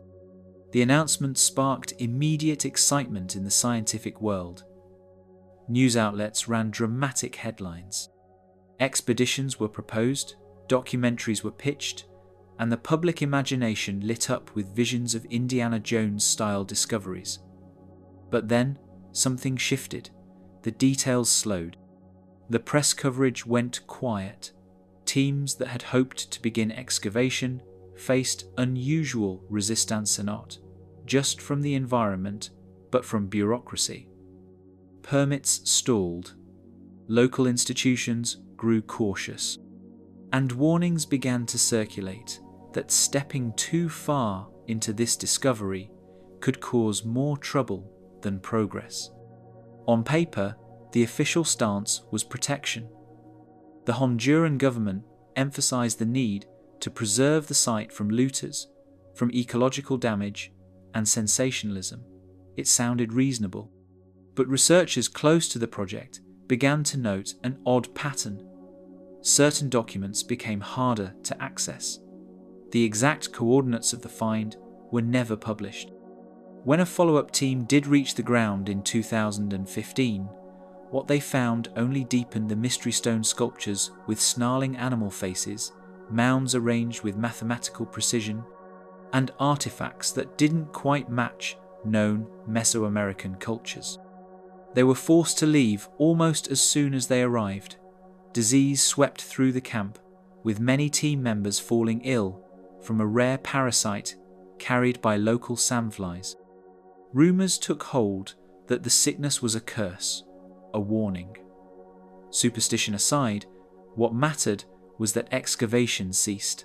No large-scale dig has occurred since. The jungle was left to close its grip once again. Those who've seen the data say this wasn't a small outpost or village. It was a metropolis. Some estimates suggest it may have housed tens of thousands of people, complete with an agricultural system and sophisticated urban planning. But to confirm that, someone would need to go back in, to dig, to unearth what lies beneath the moss and mud. And that's not happening, at least not openly. There's speculation that the delay isn't about preservation at all. Some believe the site contains evidence that could force a rewrite of Central American history, evidence that an advanced and undocumented culture flourished here, parallel to or even predating the Maya. Others suggest the city might contain artifacts, not yet understood technologies, or symbols that don't fit into the established record. Still, others point to corporate and governmental interests that fear the international attention would bring scrutiny to land deals, mining claims, or development projects nearby. Meanwhile, the jungle keeps its secrets. LiDAR maps still circulate in hushed, circles blurry, half-redacted images passed between researchers, each showing clean, angular structures in a place where no such thing was supposed to exist. The few artifacts recovered were quietly handed over to Honduran institutions. Most have never been displayed. No one knows exactly where they are now. The site is real, the data is real, but access is gone. What began as a groundbreaking discovery now lingers in limbo, held back by a tangle of environmental policy, national interest, academic rivalry, and perhaps something deeper. A city was founded, a civilization was touched. But then the story stopped mid-sentence, mid-dig, as if someone decided that the world had already seen too much. Whatever lies beneath that jungle canopy remains there, not because it can't be uncovered, but because for reasons left unexplained, it won't be. The Egyptian Hall of Records. They were scanning for erosion, not secrets. That's what the team said when they first passed radar equipment over the limestone base of the Sphinx. The goal was preservation, understanding how deep the cracks ran, how far the damage had crept after centuries of sand and wind. But the machines showed something else. Beneath the front paws of the monument, right where no one had expected it, was a hollow space. Not a natural void, not a random pocket. A chamber, rectangular and sharply defined. That was when everything started to slow down. The discovery was confirmed more than once. John Anthony West brought in seismic experts. Their readings mirrored the first. Anomalies beneath the monument, consistent with man-made rooms. Rumours spread fast. Could this be the long-rumoured Hall of Records? The legendary library said to contain the wisdom of a lost civilization? West and others pushed for access, proposing small, non-invasive drills to verify the chamber's structure. The requests went nowhere. No denial, no approval, just a stall that became a wall. At the time, Egypt's Supreme Council of Antiquities was under the watch of Zahi Hawass, a figure both revered and criticized in archaeological circles. He dismissed the idea outright, calling it a fantasy spun from fringe theories. But the data hadn't come from mystics. It had come from geophysicists, engineers, scientists. Still, their findings were quietly moved out of view, boxed in by layers of bureaucratic concern, risk to the structure, preservation priorities, lack of necessity. What couldn't be explained was why the site, once so open to global research, suddenly became so closely guarded. Researchers who had previously worked in the area found access revoked. Some said their permits were delayed indefinitely, others simply weren't called back. And around the base of the Sphinx, new restrictions appeared, not loudly, not publicly, but quietly enough to change everything. Even scholars who once had open access to the Giza Plateau began choosing their words more carefully. Invitations to conferences were withdrawn. Funding dried up. Careers stalled in quiet, uncomfortable ways. It wasn't an overt crackdown, it was the kind of slow silencing that doesn't leave fingerprints.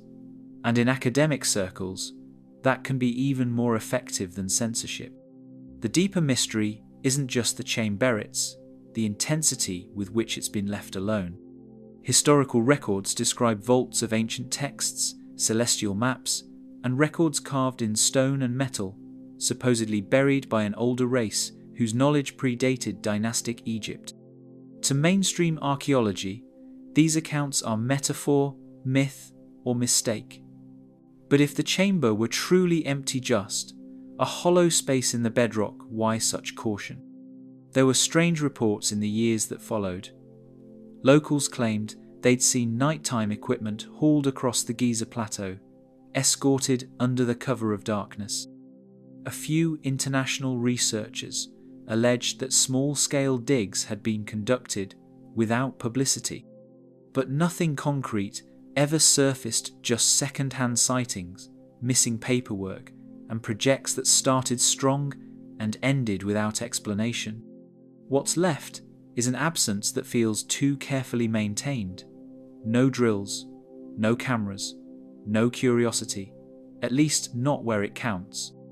Even as technology advanced, offering less invasive ways to explore subterranean features, the silence around the chamber deepened. Preservation remained the shield, but beneath it, something else settled in. A refusal not based on fragility, but on what might be disturbed. Casey's prophecy, once laughed off by academics, mentioned this exact spot. He named the Sphinx. He described a room below it that held a forgotten history records of a time before the flood, before kings, before memory. For decades, it was easy to ignore. But then a cavity showed up, exactly where he said it would be. And from that moment on, the ground was no longer just stone, it was a question no one was allowed to answer. People visit the Sphinx every day. They pose for photos, trace their fingers along ancient rock, and listen to guides speak of pharaohs and dynasties. None of them realize that just meters below their feet, beneath centuries of carved silence, may lie something older than Egypt itself. And yet no one is digging.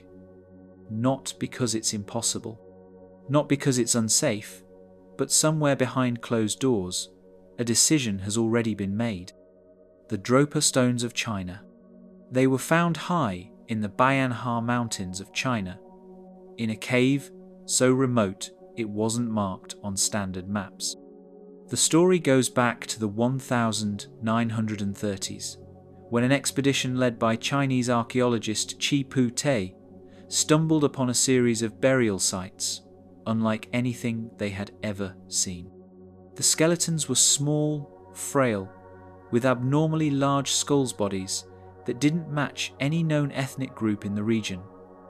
But it wasn't the bones that drew the most attention. It was what was lying next to them. Hundreds of thin stone discs, each about 9 inches wide, carved with tiny, almost microscopic symbols spiraling from the center outward. At first glance, they looked like old phonograph records, weathered, covered in dust and impossibly ancient. The symbols didn't match Chinese writing. They didn't match anything. They were carved so finely into the stone that deciphering them seemed impossible with the tools available at the time. The stones were packed up, labelled, and quietly moved into university storage. For years, they sat ignored, dismissed as relics with no real significance. But that changed when word of them began leaking beyond academic circles. Russian researchers in the early 1960s reportedly gained access to a few of the discs and tried to analyze the material. According to later reports, they discovered the stones contained unusually high levels of cobalt and other metals not typically found in that kind of rock. Even stranger was their alleged conclusion that the discs had properties suggesting they might once have been electrically active, as if part of a machine. the idea was laughed off in the West. No reputable journal would touch it, but by then, the Dropa stones, as they came to be called, had taken on a life of their own. A man named Tsum Nuyal, allegedly affiliated with the Beijing Academy for Ancient Studies, claimed to have translated the carvings. According to him, the discs told the story of an extraterrestrial crash landing that occurred thousands of years ago. The survivors, small and fragile, were unable to leave and were eventually hunted by the local tribes. Some researchers immediately pointed out that Tsum Nui's name didn't appear in any academic registry. Others said the academy he worked for didn't exist, but no one could explain away the stones themselves. They were real. People had seen them, and some claimed to have held them. And yet, by the late 1970s, the physical discs began disappearing. Museums that once housed them could no longer locate them. Researchers who inquired about them received vague responses or were told no such objects had ever been catalogued. Even photographs that once circulated in print became harder to track down. Some believe they were removed on purpose either because they were fraudulent or because they weren't. The region itself, meanwhile, became more difficult to access. Travel restrictions tightened. New excavations were discouraged. The caves where the bones and stones had reportedly been found were never fully mapped. The entire chain of discovery began to feel like a vanishing trailone that started in solid rock and ended in disappearing archives. People still debate whether the Dropa stones ever existed. The lack of peer-reviewed documentation makes them easy to dismiss. But their story has endured not because of what was proven, but because of how fiercely it was buried.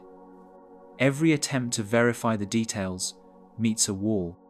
Researchers are discredited, publications disappear, and no official institution will acknowledge even the possibility. There's a reason this mystery hasn't gone away. The stones weren't just relics, they were evidence of something that didn't fit, a physical contradiction. Whether the story of their origin is true or not, the reaction they provoked says something on its own. They were catalogued, studied, tested, and then erased. Not by time, but by intention. If the Dropa stones were a hoax, why has no one ever come forward to explain how it was done? If they were real, why were they silenced so completely? The answers aren't buried in the cave where they were found. They're buried in the decisions made afterward, in the documents that vanished, in the names that no longer appear in university records, and in the silence that deepened with every year the stones remained unseen.